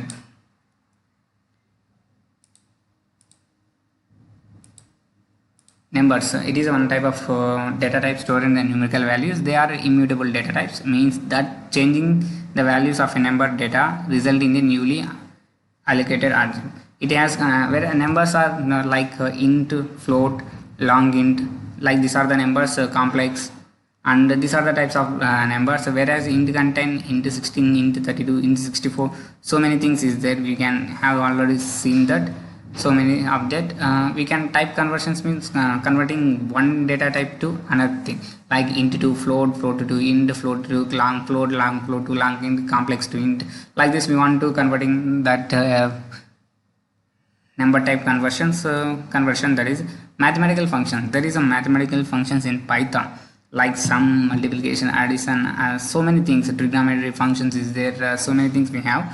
For that case, mathematical functions are some of them, like ABS, series, and CPM, exponential, FBS means absolute value, floor means the largest integer not greater than x, log value, log 10, max, minima, modify, power, round, square. These are the mathematical functions which are contained in the based on the numbers. So we can use anything. So many things are there.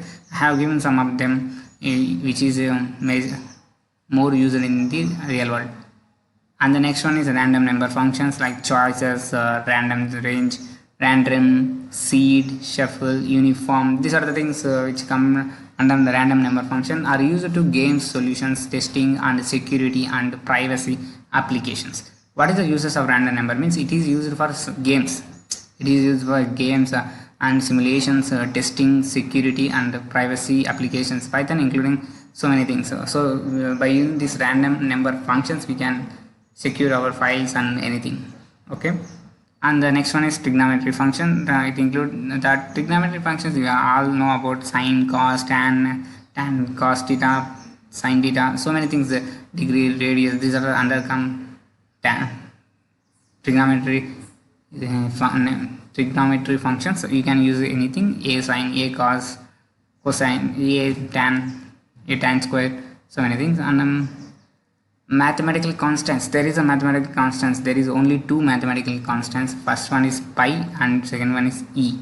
These are the two mathematical constants which are present in Python or any language, and real world Python Max also. Okay, I hope you are all understand about the data types. Let's move into another topic. Condition statements. These statements can be used in several ways. Most commonly in if-else, if statements and loops. When we are comparing to if statement, there is a if-else statement, if-else if statements, so many things. Some of the brief things I will explain about that. Let's move into the documentation. Let's one if statement. What if statements do?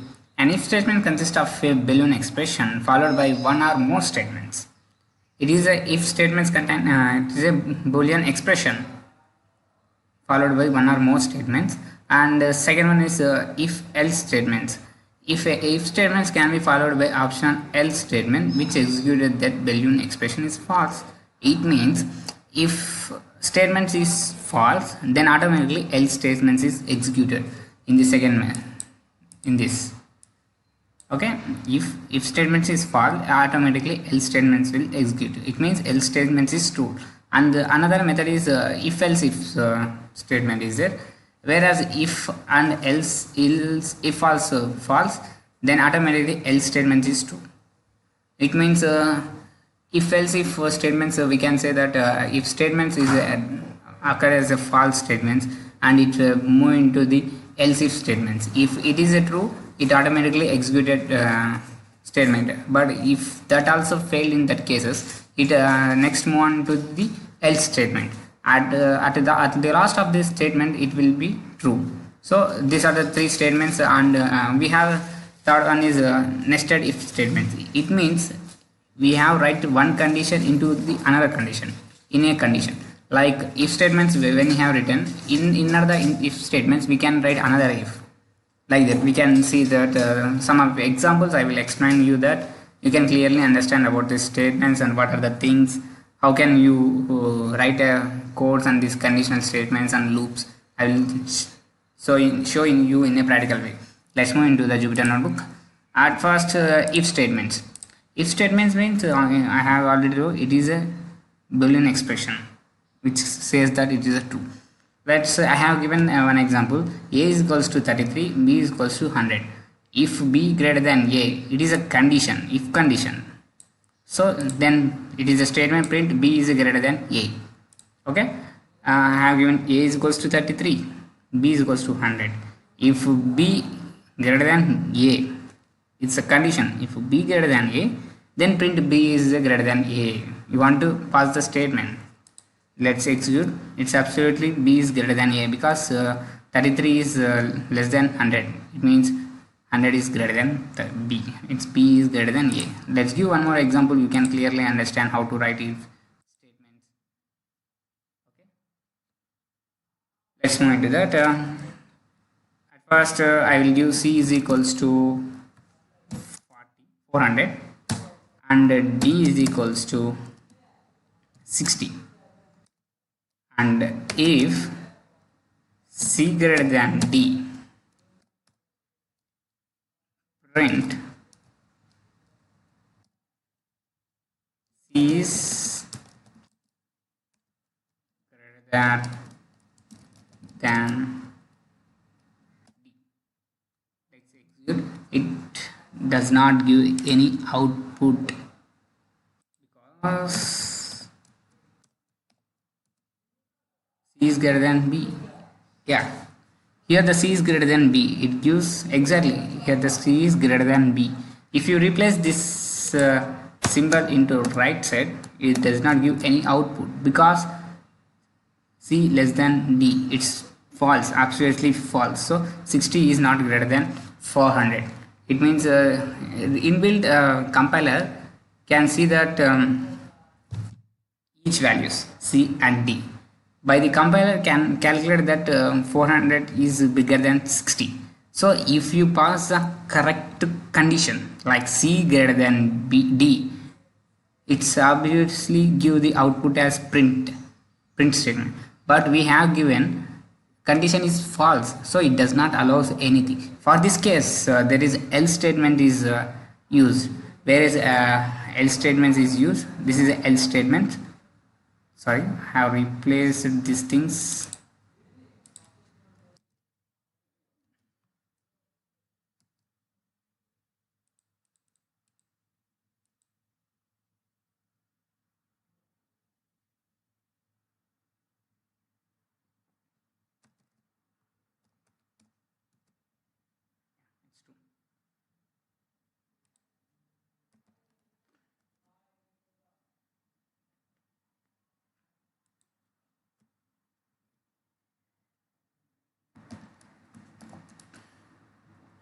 Yeah, true. That's it. I have given an example a is equals to what is actually the first in I have showed that for if statement, if you give the wrong condition, it does not execute anything, just simply compile it. For that case, else is outcome, else is come here, over here. If statement is false, automatically else statement is true, then else statements will execute it. For that I have given one example. You can clearly understand about that and move on to that. A is equals to 100, b is equals to 100. If b greater than a, I just see that statement. If b greater than a, this is the if condition. Print p is greater than a, else print a and b are equal. Yeah. If this condition is true, automatically this statement will execute. If this condition is false, automatically this statement is executed. Here the condition is b greater than a, where a and b are equal. Here both are a. I given. Let's show the output of this is let's enter a and b are equal because the condition is false here, fail, whereas b greater than a is not true. So it executed else statements. Let's give one more example. You can clearly understand about that. And a is equals to just change this. R is equals to 50 and y is equals to 100. If b greater than a, if y greater than r,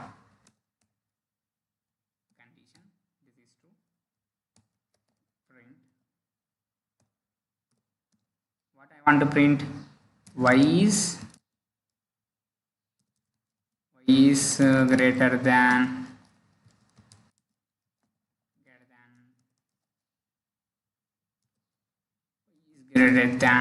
r. Okay, this is one statement. And else, if this statement is, if this condition is failed, else print this statement. Print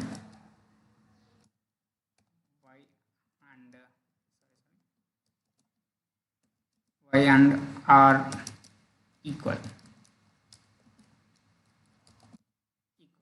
Let's execute. It's y is greater than r. Yeah, exactly. It's print that y is greater than r. Okay, y is greater than r. It's perfectly and print that y is greater than r. If you give that here 500, what will happen? Y and r equal. Let's see here. Y if you give here, the r and y is not equal, but the output of this is y and r equal. What's compiler think about that? What is wrong in this code? Because the code is right where we want to use here. I have given the if else. If statement is true, automatically else statement is executed. If else statement is also false, we have one other step. There is if else statements which occur in between if and else statements. There is two types of conditions we can write in if else statements. So in this case r500 y100, it output is because first if condition is false, so that compiler think that it is automatically else statements goes that true. So that's why the compiler enter the output as given as the output as y or true. For that case if else you can solve the if else is things. Okay, let's move into that. And if else if condition is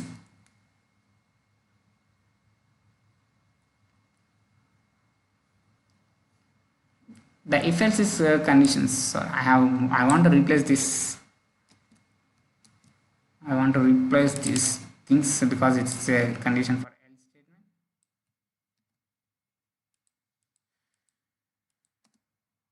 Yeah, now you can clearly understand. If it is a keyword which is Python was used to say if the previous conditions were not true, then they will be then try this condition. It means if the condition, if we have given the conditions above the previous conditions is false, it automatically executed these conditions true. Let's move into the example. You can clearly understand about that.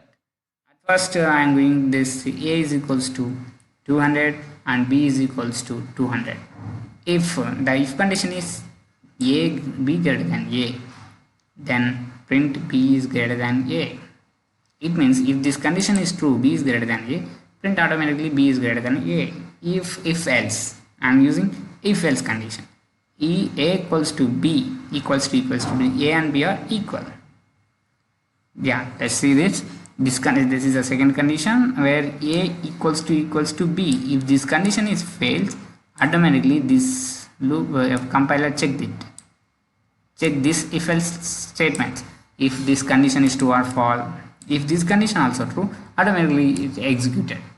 If in case this condition also fails, it go through the else statement. Finally it is a given output. Let's enter this so you can understand. Yeah, a and b are equal because a and b are equal. Let's move into another example. You can clearly understand about it. I will c comma h equals to 50 comma 70. Sorry, 500 comma 700. I am given passing the elements like if b greater than a, if c greater than h, one of the condition. Print, what do we want to print? C is greater than h. This is condition 1 condition. I am using if else condition. C equals to h. The second condition. Then if this condition is true, we want to get output as C is equal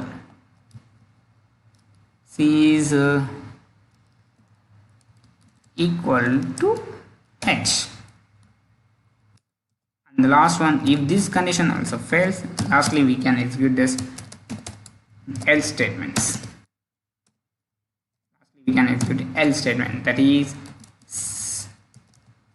h is greater than c. Let's execute this. Which type of else? Yeah, we get else statement because if condition at first if statement is false, because c greater than h is false, where c is 500, h is 700. If c is 500 is greater than 700, no, false. Where 700 500 are equal, no. If else statement is also false, then automatically else statement is true, so that else statement is executed like h is greater than c. Perfect. If you want to change, I have one more example to see that I'm copying the same code here and paste over here and just removing this 700 into 100. Let's execute. What's out? C is greater than h. We get that c is greater than h because our condition says that c is greater than h. 500 is greater than 100. Yeah, it's true. At first only we can execute this true statement. If we change this into this number, automatically it executes that h is greater than c because 1550 is greater than 500. If you place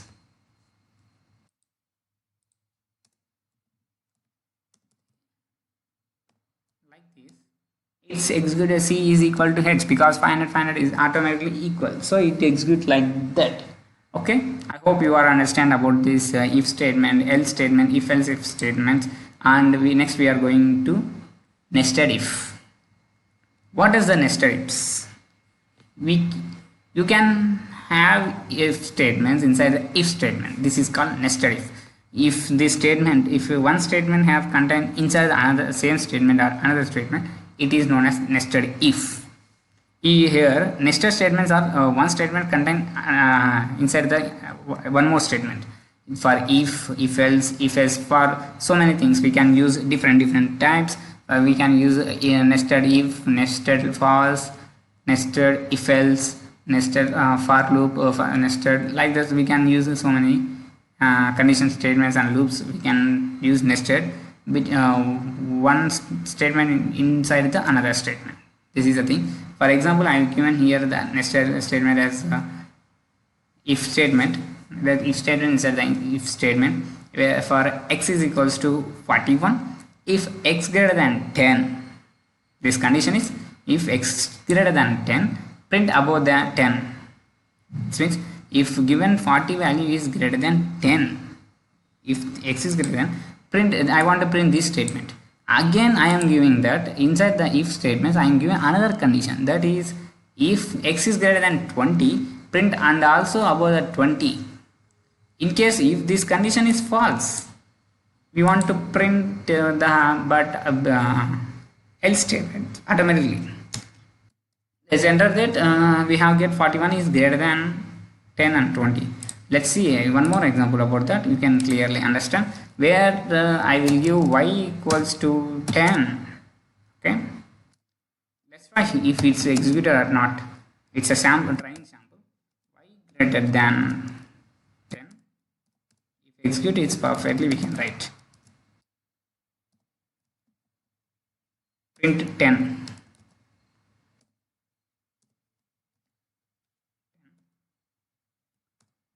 Inside that nested if y greater than 20,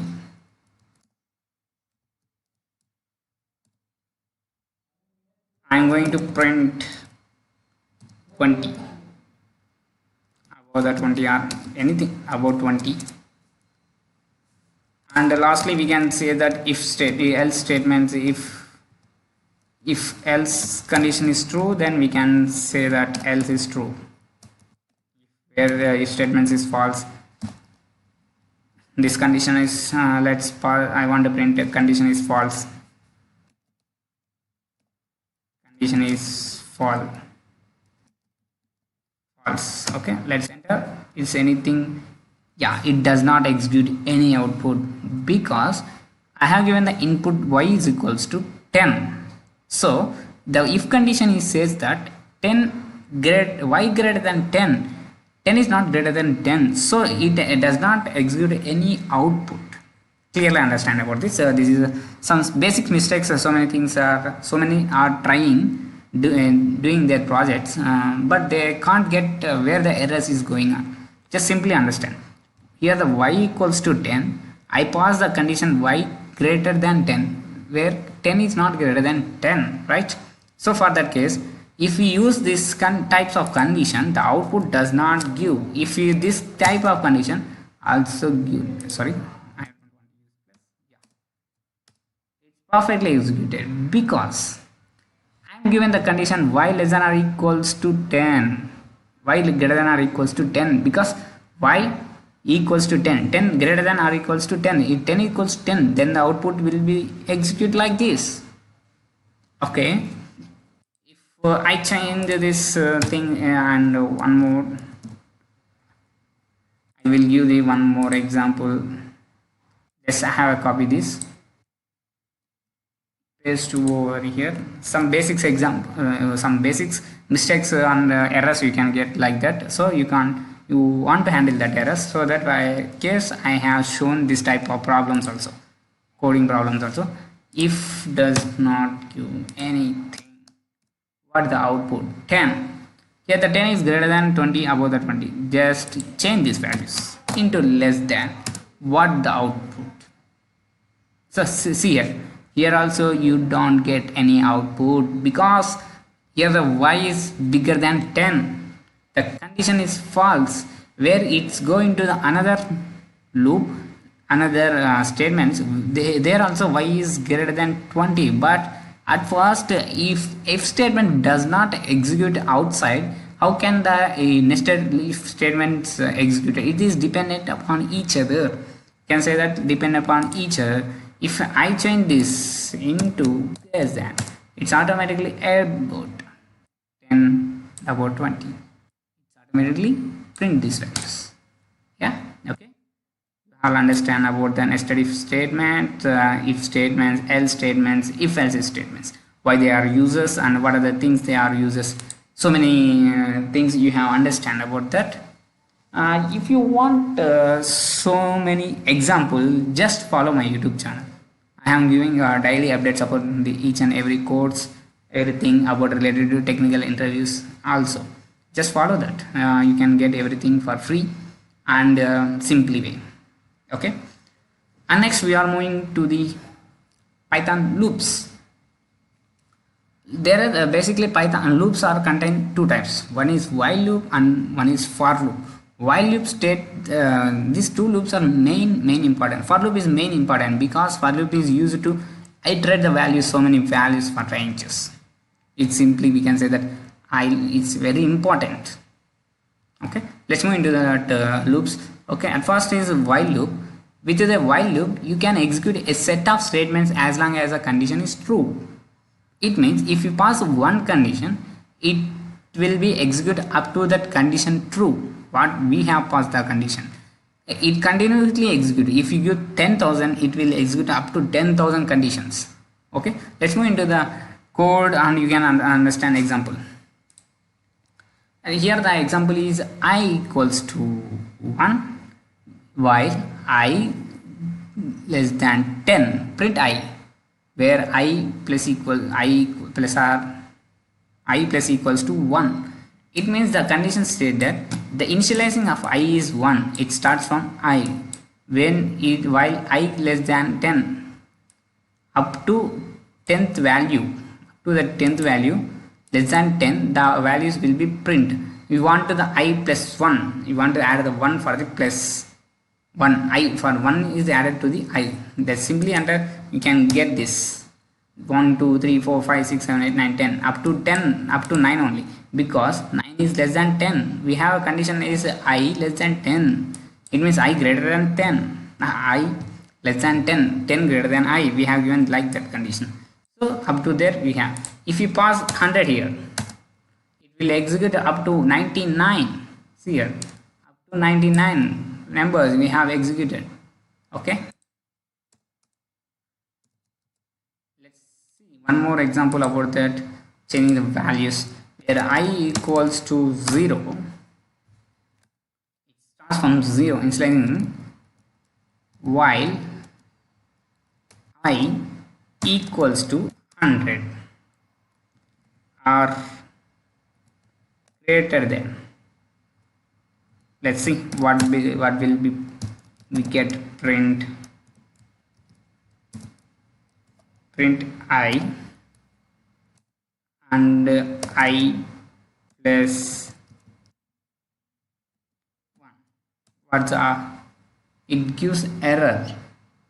Yeah, perfectly, it gives error because we have passed the I greater than equals to 10, but I not greater than 10. 10 is not, if it executed up to 10, 10 is not greater than 10, so it shows that I is false.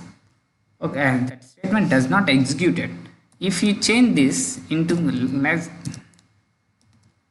less than, perfectly it will execute 0 to 10 or equals. I have put equals to, so up to 10 it will execute, starting from 0 up to 10 it will execute perfectly.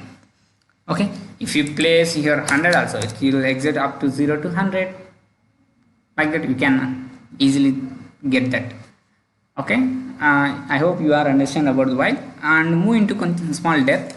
Whereas break statement, it is with the break statement we can stop the loop when the condition is true.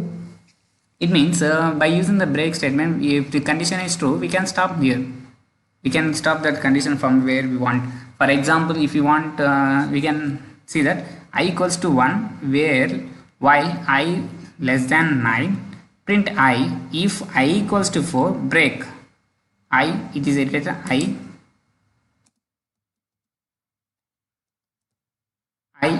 plus equals to 1.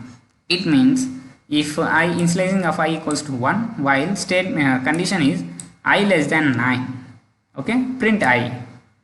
When the I equals to 4, if the I get 4, break that. If you we want to break from there, so that is an example. Let's execute. We get 1 1 1 1 1 1 1. Sorry.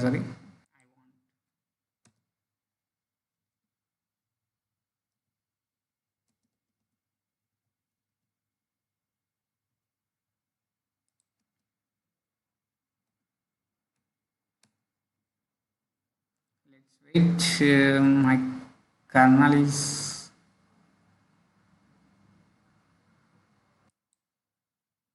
just wait. My kernel is loading.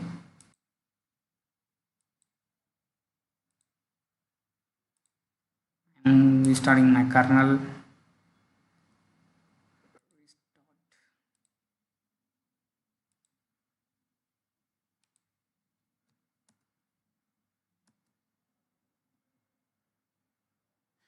Perfectly be executed. Yeah, here I equals to 1. I have if this statement I equals to 4, break. I want to break from 4, so it executed 0 1 2 3 4. But the condition I less than 9, up to 9 we want to print, but given condition is I equals to 4, break. We want to break that condition, so up to now we have break. One more example you can clearly understand.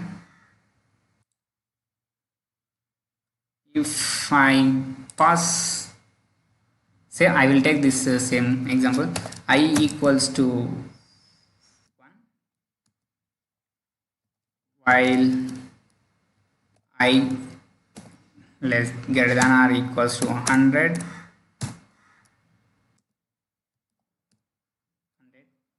I want to print this statement I, and I am passing if I equals to 50, some example like something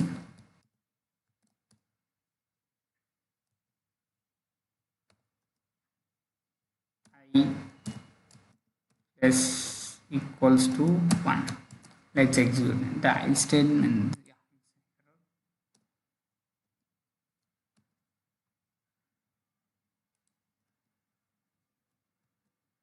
Indentation does not match. What's wrong with it? Sorry, I have given, I forgot to give the break.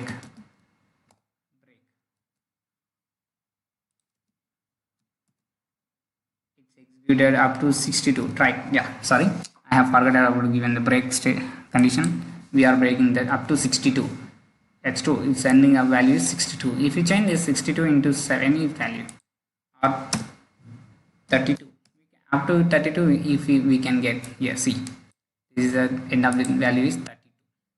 Okay, you have understand about break statement. Let's move into the, this is a one type of condition statement, where a condition statement means continue statement means with the continue statement we can stop the current iteration and continue with the next one.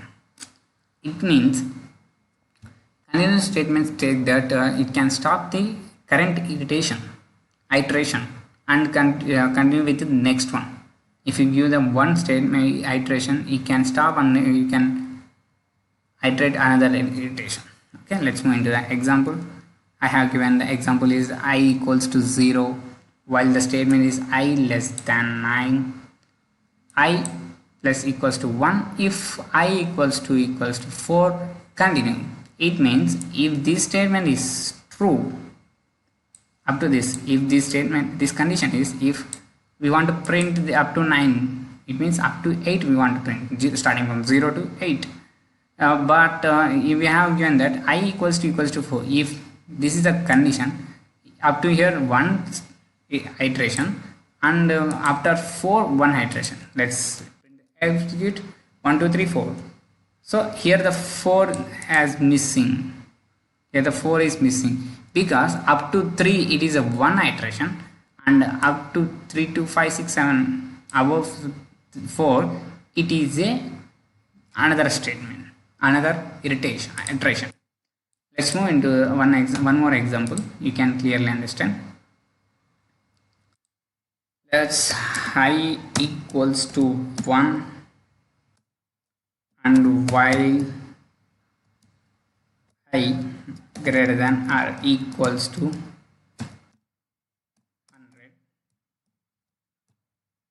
I want to print I plus I equals to 1 if equals to 56. We can miss the 56 value here. Continue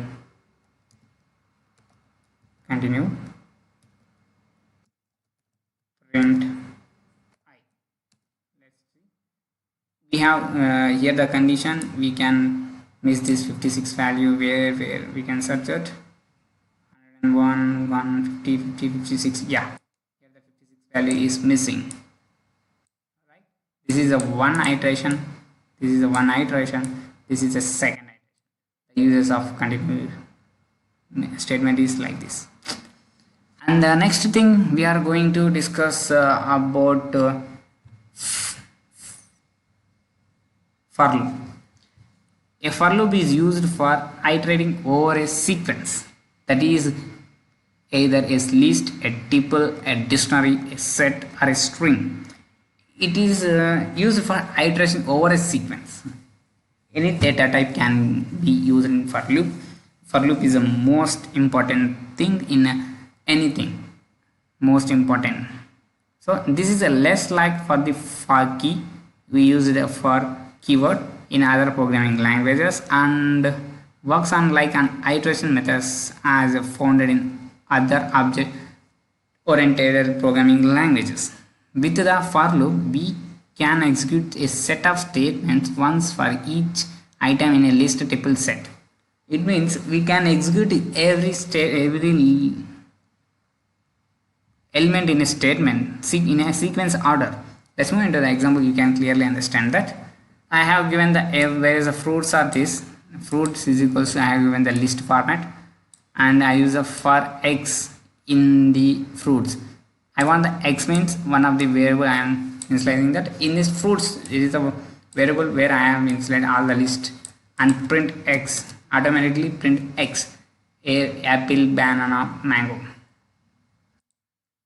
If I given if I add one more thing, watermelon, like water melon melon, let's execute this. Yeah, we can get watermelon. So it is a sequence type.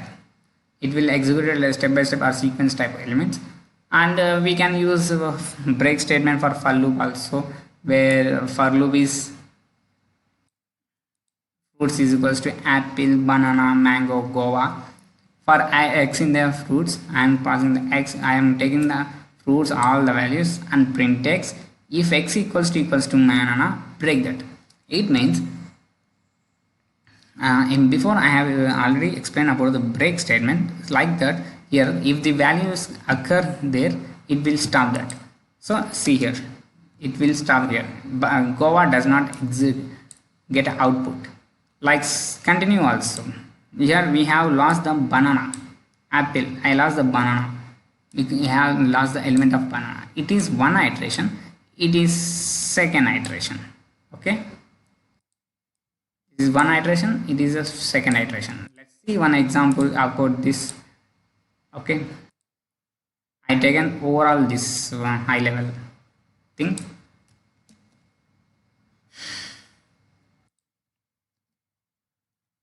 And this, and for y in fruits, f r u i t s fruits, and this is a one type of condition fruits. If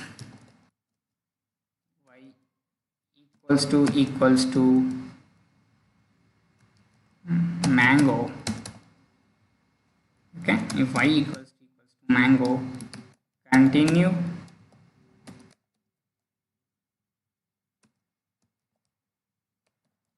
print y. Let's get enter a, and here we get apple, banana, watermelon. We have 4, but we get executed outputs are 3 because we have given the y equals to mango. So up to mango it one iteration, after mango it's another iteration. So we get like this. And last thing is pass statement. For loops can't be empty, but if you for some reasons you have for keep the loops are empty. Such reasons are if example like if for x in the range of 1 2 3 0 1 2 3 pass this. It means avoiding of getting error, we can pass the statements. Like if you pass for y in the range on the string, like something y in the range of 10 1 to 40, if we will get executed this pass, the error does not occur here, error does not occur. So if the statement true or false, if we give the 40, does not error exist, does not get any errors. So for that case pass statement is used. Okay, yeah, I hope you are understand about the what is mean by if statement, if else if statement, else statement, what is a while statement, break statement, continue statement, and for statement are using of for in while in break, while statement with continue statement, for statement with so many things you have already understand about that. Okay, let's move into that. Another one is model. What is mean by module? A module can be defined the functions, classes, and variables. A module is also including numeric runnable code. It means it is defined as a function, classes, and variables. In that we have a packages in Python. Python is a supported a lot of packages like NumPy, Pandas, Matplotlib, libc, Bond, sklearn, pyplot. So many things contained in the packages. So many words can contain in the package. Packaging is a consist of modules and sub packages and sub packages and so on. It means it contains so many things like NumPy. NumPy is used for arrays, Pandas is used for data frames. These are the packages which are supported by the Python inbuilt thing modules. Inbuilt math module. It is one of the Python packages. So this type of packages are used mostly in Python. It is very supportable for the thing for the Python, and I have doing the videos on all packages of Python. You can check it, and later on this course I will upload each and everything. Okay, let's have a look on that. Okay, and this is all overall about the models and Python. And next we are going to move about that functions. Okay, what is the type of function? Python functions. A function is a block of code which only runs when it is called. It means when it is called, the function automatically called. It's at the time only it is work. You can pass the data known as parameters in a function. A function can return the data as a result. There is basically two types of functions. First one, built-in functions and user-defined functions. Built-in functions are occurs by the compiler, like a, b's function, ceiling, so many result, printf, scanf. These sort of functions are inbuilt functions. Range, recount, account. These are the things of. There is nearly 68 inbuilt functions in Python. Nearly, I think so. According to 3.7 version, 68 inbuilt functions. You have a look on it. There is a more functions. This is the basic function we are uses, and user-defined functions. User-defined functions is simply user-defined. It means user can define this. Where def, by using a keyword def, we can define the user-defined function. Define print me string. I want passing the string, and I am print the string. I am executing the run the output. Yeah, and there is nothing happen. We want to call that print me string. So for that case, I am given another example, that is calling function. Okay, we are in this case I am calling the function, that is when I call the function def my function print hello from a function. I am calling the function my function, so it hello. For this case also it will get output. If we call the print me, we also get output, but error, print me is not here. Something went wrong. Me.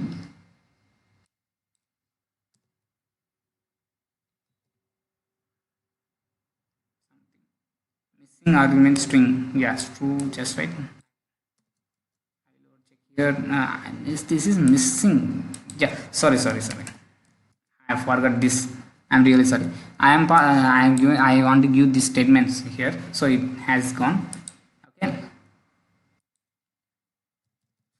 For your base, I will remove this type.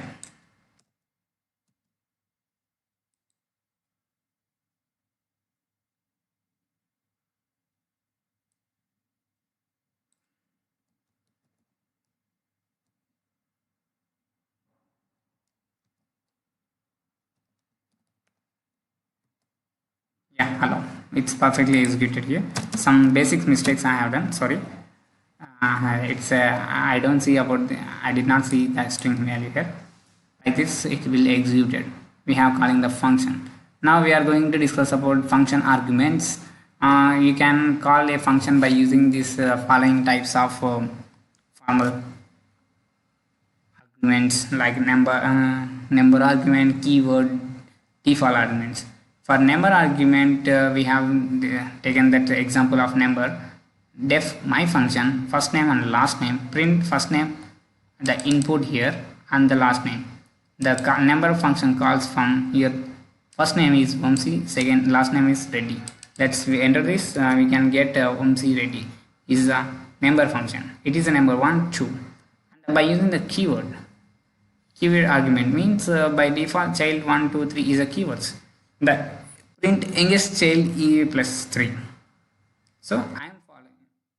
My function is child 1 is Reddy, child 2 is Adnan, child 3 is Vamsi. Okay, see here, this has the keywords. If I pass child 3 name here, youngest child is Vamsi. If I enter this, its youngest child is Vamsi. If I change into 2, it will execute that youngest child is Adnan. It is a keyword form, so we can call the functions like keyword form also. And last one, we can simply call these functions for default. If my function country is Norway, print I am from the country. Default I'm uses, I'm default we can write this like this, US, Brazil, anything. Output of we get all everything. So I am from US, I am from India, I am from Norway, I am from Brazil. These are the things we can call default it.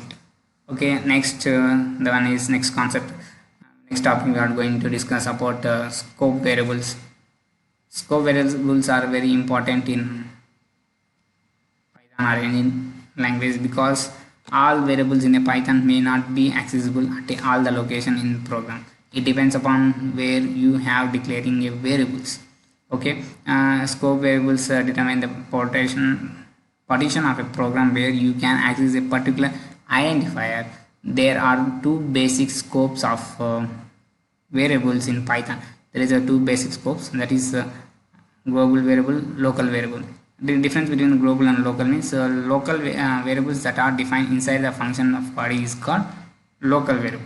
Those who define outside of the body is called global variable. It simply we can understand that local variables means which give the inside of body, whereas global variables is outside of body. Simply we can understand that. Okay, for example, def main function is x equals to 50. It is a local variable because inside the function, inside the body, and where z is equals to 60, it is a global variable. Okay, and these are the things given examples. And next statement is return statement. What is the use of return statement? Return statement express the exist function optionally passing back an expression to the caller. A return statement with no argument, it is same as return none. For example, it is a function. Okay, it exists a function.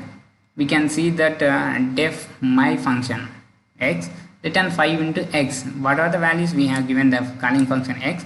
It multiply 5 times. If you give the 3 as the output, 15, 5 is 25, means 5 3s are 15, 5 5s are 25, 9 5s are 45. It's simply you have understand about that. And if you want to know about this type of thing, you can check that if you change this 35, the output is 7.5, and I want to remove this multiplication and add this at 35 plus 5 40, 5 plus 5 10, 9 plus 5 14. This type of function can use this. And next one is function. The next topic is anonymous function, and these functions are called anonymous because they are not declared in this standard manner by using the def keywords. It does not stand. We can't standard it like some lambda function. Lambda can form the number of arguments but return the just one value in the expression of in the form of expression. They can't be contain the commands or multiple expressions. An anonymous function can't be directly called to the print because lambda require an expression. Lambda function have their own local namespaces and cannot access the variables other than those in the parameter list and those in the global namespace. This is this is a syntax of this lambda function. Lambda argument 1, 2 and so on expression. For example, I am passing a function sum is equals to lambda argument 1, argument 2 and argument plus 1. It is a expression. Okay, argument 1, 2, and this is the expression. And now we are calling the function print value of sum is equals to 20 plus 30. We have get 20 plus 30 50 because argument 1 are arg1 arg2 are the two expressions. We are doing sum, so we have the sum. We can place here the minus, it get minus 20 minus 20 minus 30 minus 10 40 minus 20 20. Okay, these are the working on lambda function. And then next one is recursion. Recursion means the Python also accept the function recursion, which means define the function is called itself. The function which call itself is known as recursion. Okay, let's move into the example. You can clearly understand. For this case, I am given the example of factorial number.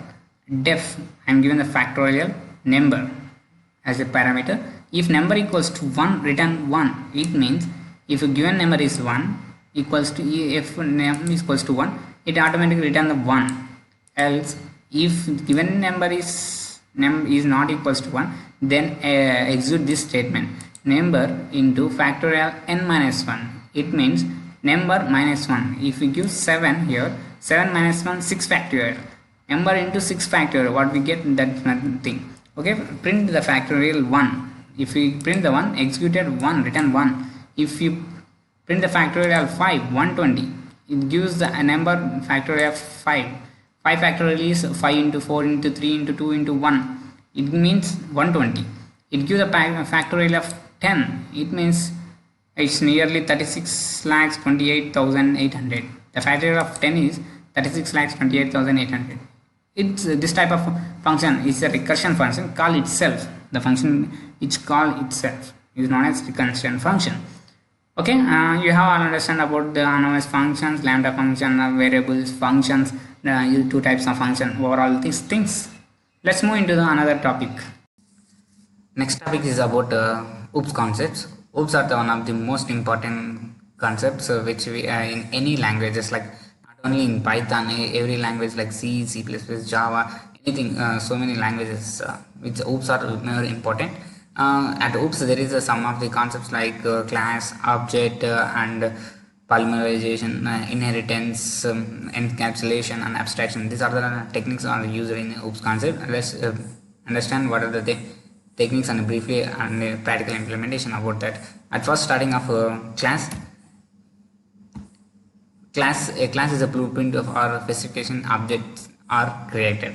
It is a blueprint which is used to denote one type of objects, and it is defined as a class is a keyword and followed by the class identifier and a colon. Simply I will show you one example, you can clearly understand about that. Yeah, here the class, here the class is a keyword and followed by the class identifier and colon, and I am passing the statement x is equals to 10.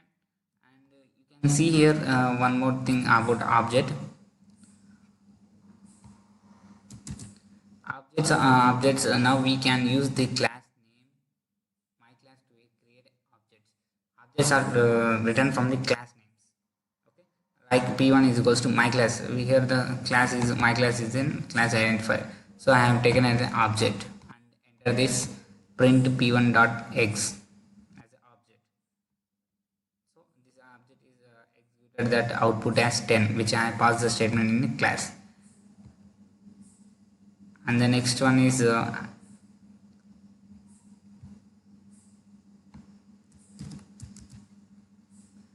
overall this base total class and class name and objects I will implemented with some of the names like ages and properties like that.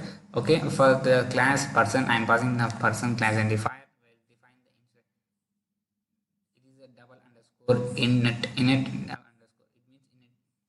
It means initializing some of the properties like self, name, ages. Self dot name is equals to name, self dot age is equals to age, p1 is equals to person Charles 23 years. So I am printing the p1 name and p1 age.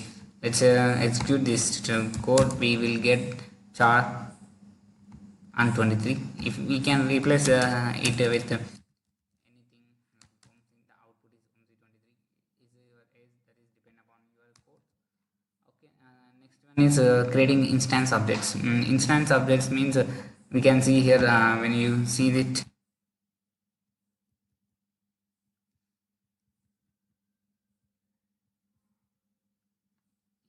Variable is variable that is defined inside a method and belongs only the current instance of a class. It is the variable which is inside the methods is known as instant variable. That must be in a current class. These are the things about the instant variable or instant objects.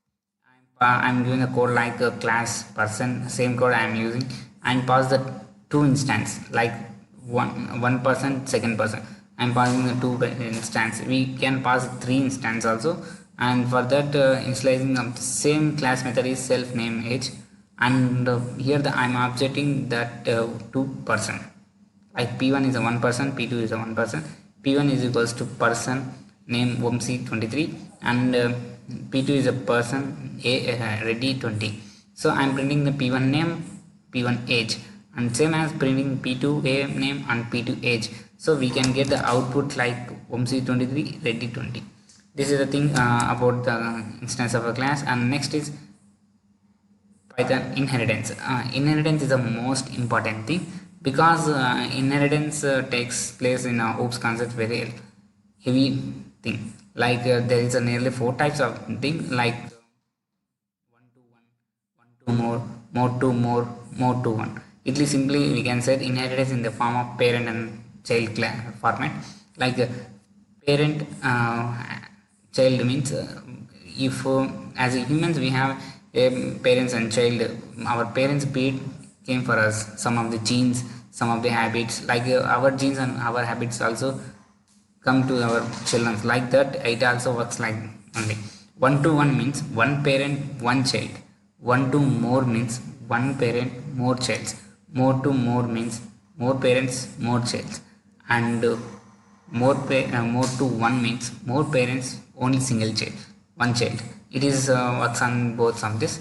Some of the here the parent class of this syntax will be here in that class person. I am initializing that and define the name self dot first name, self dot last name. Here the first name and last name is a parent. Here the initialization of def is a parent and second is this child.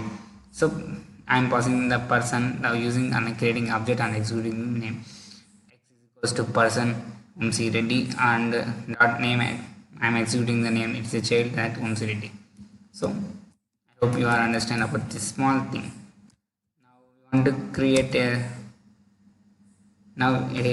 creating a class, child class. So child class student person. So passing here the person is a parent. I am taking all from this. I am taking from this. I am taking everything from this parent feature. This features I am taking as a child. So for that I am creating this, and overall I will give a small example about that. You can clearly understand about that.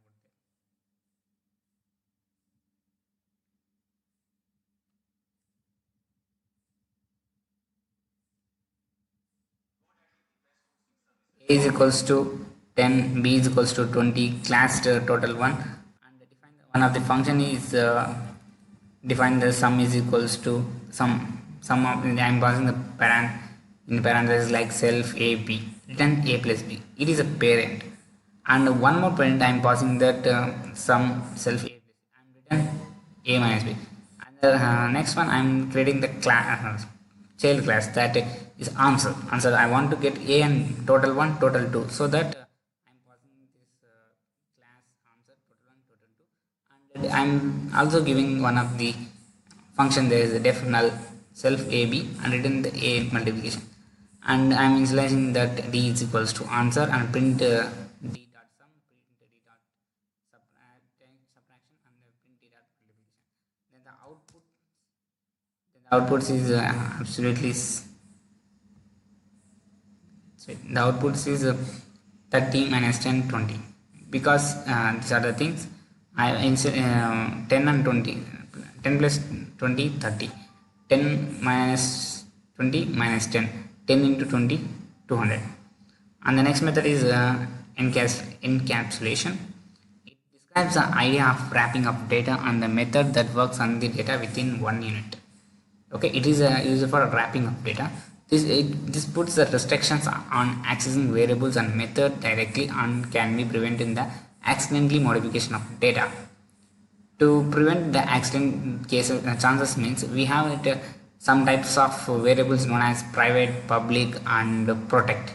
Whereas public we don't have to keep any underscores. If you want to keep that private, we have keep single underscore, and if we want to protect that things, we want to place a double underscore in front of that value. Let's move into the one example. You can clearly understand about that. Yeah, here you can see here a class encap. I'm passing the a is equals to 10. It is a public because public can see anyone, and I'm given the one of the function between the class def display self print welcome. Okay, print self dot double underscore a here, and double underscore a denotes that protect. So if you execute this type of statement, the object now has no attributes occurs, so it will execute only up to first statement, does not execute about the protected statements. This is the main restrictions of about the encapsulation. Let's see, you have an example here. Here we get encapsulation object has no attributes. If I remove this score, we can get early about 10 we can get. If I keep any single underscore also, we can't get anything, because protect it can't get output as it can't send any outputs. Okay, and the next one is abstract method. Abstract class or abstract method. Abstract class can be considered as a blueprint for the other class. It is simply, we can say that it is a class methods. With abstraction said that it allows to create a set of methods that must be created within one class built for the abstract class. A class which contain one or more abstract methods is called abstract. It means if a classes contain more than abstract methods, we can say that abstract. Here in class it is not necessary to keep the abstracts, but if you keep the abstract method, you can simply understand this is an abstract method code, or is the abstract method formula. Okay, let's move into the example. I'm from ABC import capital ABC abstract method class ABC, and I'm passing the abstract method def display the self, passing the none, and abstract. If here I pass the abstract method, but for this function I does not pass any abstract method, then the output is same. There is no change in the output. Simply we can say that if you place abstract with method, you can identify this is an abstract method program or code. It is not necessarily very heavy. Okay, and then last one is polymerism. The word polymerism means having many forms. It means we can write any code in different formats. Like we can example like length being used for strings, we can use print length, or for we can use a list, we can give the list of length. So like that, if you want to get any more, if you want to place is things like length of like Python, let's say what is it? Yeah, length of, we can write like this also. This is a polymerism format. We can write a single statement, we can write in multiple forms. This is simply we can understand like that. A simple statement we can write in multiple forms. These are all overall about the OOPS concepts. I think so it is very easy to you, and make sure you want to practice once again. After that you can get. Okay, the next topic I am going to explain about the file handling. It is a major thing to open the files and close the files and writing the files. Different modes we have content. For the text files we want to write to make files as a thing.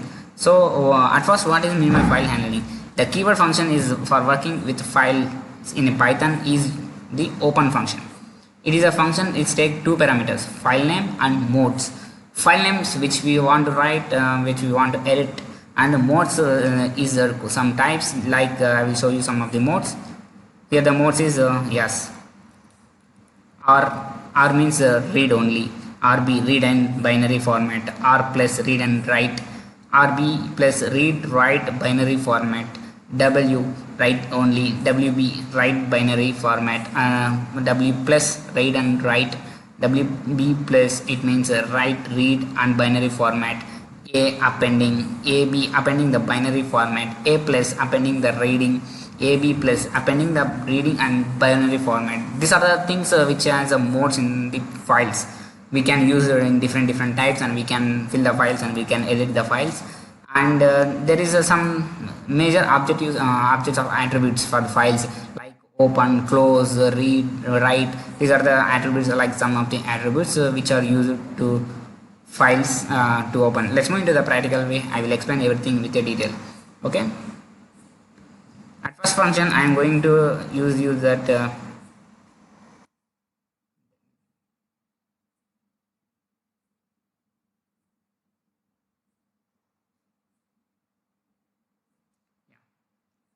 first, the syntax of the file is equals to f is a variable open document name demo file dot txt. It is means demo file. It is a document place, and open file we can write like this youtube list.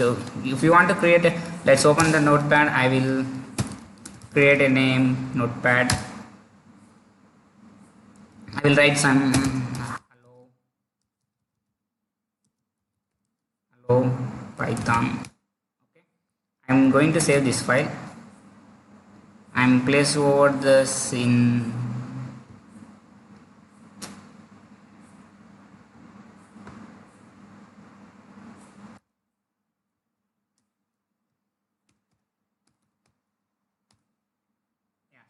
same here. Let's move into it, and what I have saved that open this file hello test w mode. We can open like this and we can write anything here. And the next one is a close method, which used to close the file. It is very important after completing of our editing or writing anything. We want to close our file. That's why we can use the close method. Close method is a method which used to close the files and after reading and writing mode. So for this syntax is a file object dot close. It is simply we can say that file object dot close. And for the closing man we have some of these things like fo is equals to open. First before closing the files we want to open the file. It is very necessary, and I am going to read and write binary mode. And if I execute this in the write mode, yeah, the text file does this, name of the text file is open. Simply we can say like this also. After that just close the file by using the variable dot close. It's simple, we can close the file. And another method is write method. Write method means we want to write in a file. If we have a file, some of the files we can easily write that files. So for that type of files we can use the write method to write the any text in it. Simply we can write like this, and simply if you want to write anything in a file, just variable dot write. What you want to write placed in parentheses in the quotations. You can easily find that. After that read that file, we can get execute like this. If I am passing the f is equals to open my file name and append. A means append, and I am writing w is equals to f dot write. Now the file has more content, and I am closing the file and I am open and read it. For opening the file, f is equals to open file name dot I am passing the r mode because I want to read only. So print f dot read. The output is now the file contain more. The file has more content. This is the output. So our file contain this. Now the file has more content. This statement is containing our files. We can see that we can know that the file has stored this type of values. And the last method is read method. Read method is simply we want to read any text from these files or a different type of files. We can simply use the mode as r. Or if you want to change that, we want to write read, we can change the mode vr plus vb r plus, like this we can use. For this example I want to read the lines. So in that case I am using this f dot open my file name and the read mode, and the first read lines is equals to now the file has more content. I have already input this statement here. In write mode I have already input this statement. So for reading mode I am open the statement only to read. Yeah, this enough. This is all about the Python. You can, I hope you are all clearly understand about the files and everything about the Python. If you want to think that there is some modes about the Python files, like here I have shown you. there is a files like here R means read only, RB read write only, R plus read write plus some files RB plus read write binary format, W read write only, some modes are there. You can follow this document. I will everything upload in my GitHub link, just download from there. And overall these things are completed up to now. This is a thing I want to tell you about the Python beginner classes. Okay, thanks for watching. And if you have any doubts related to any Python or data science related web development, Android development, anything, and if you want have any interest to learn more things, we are ready to share you. Okay, please like and subscribe my YouTube channel for more updates about any related technologies. We are going to give updates. Okay friends, bye, take care.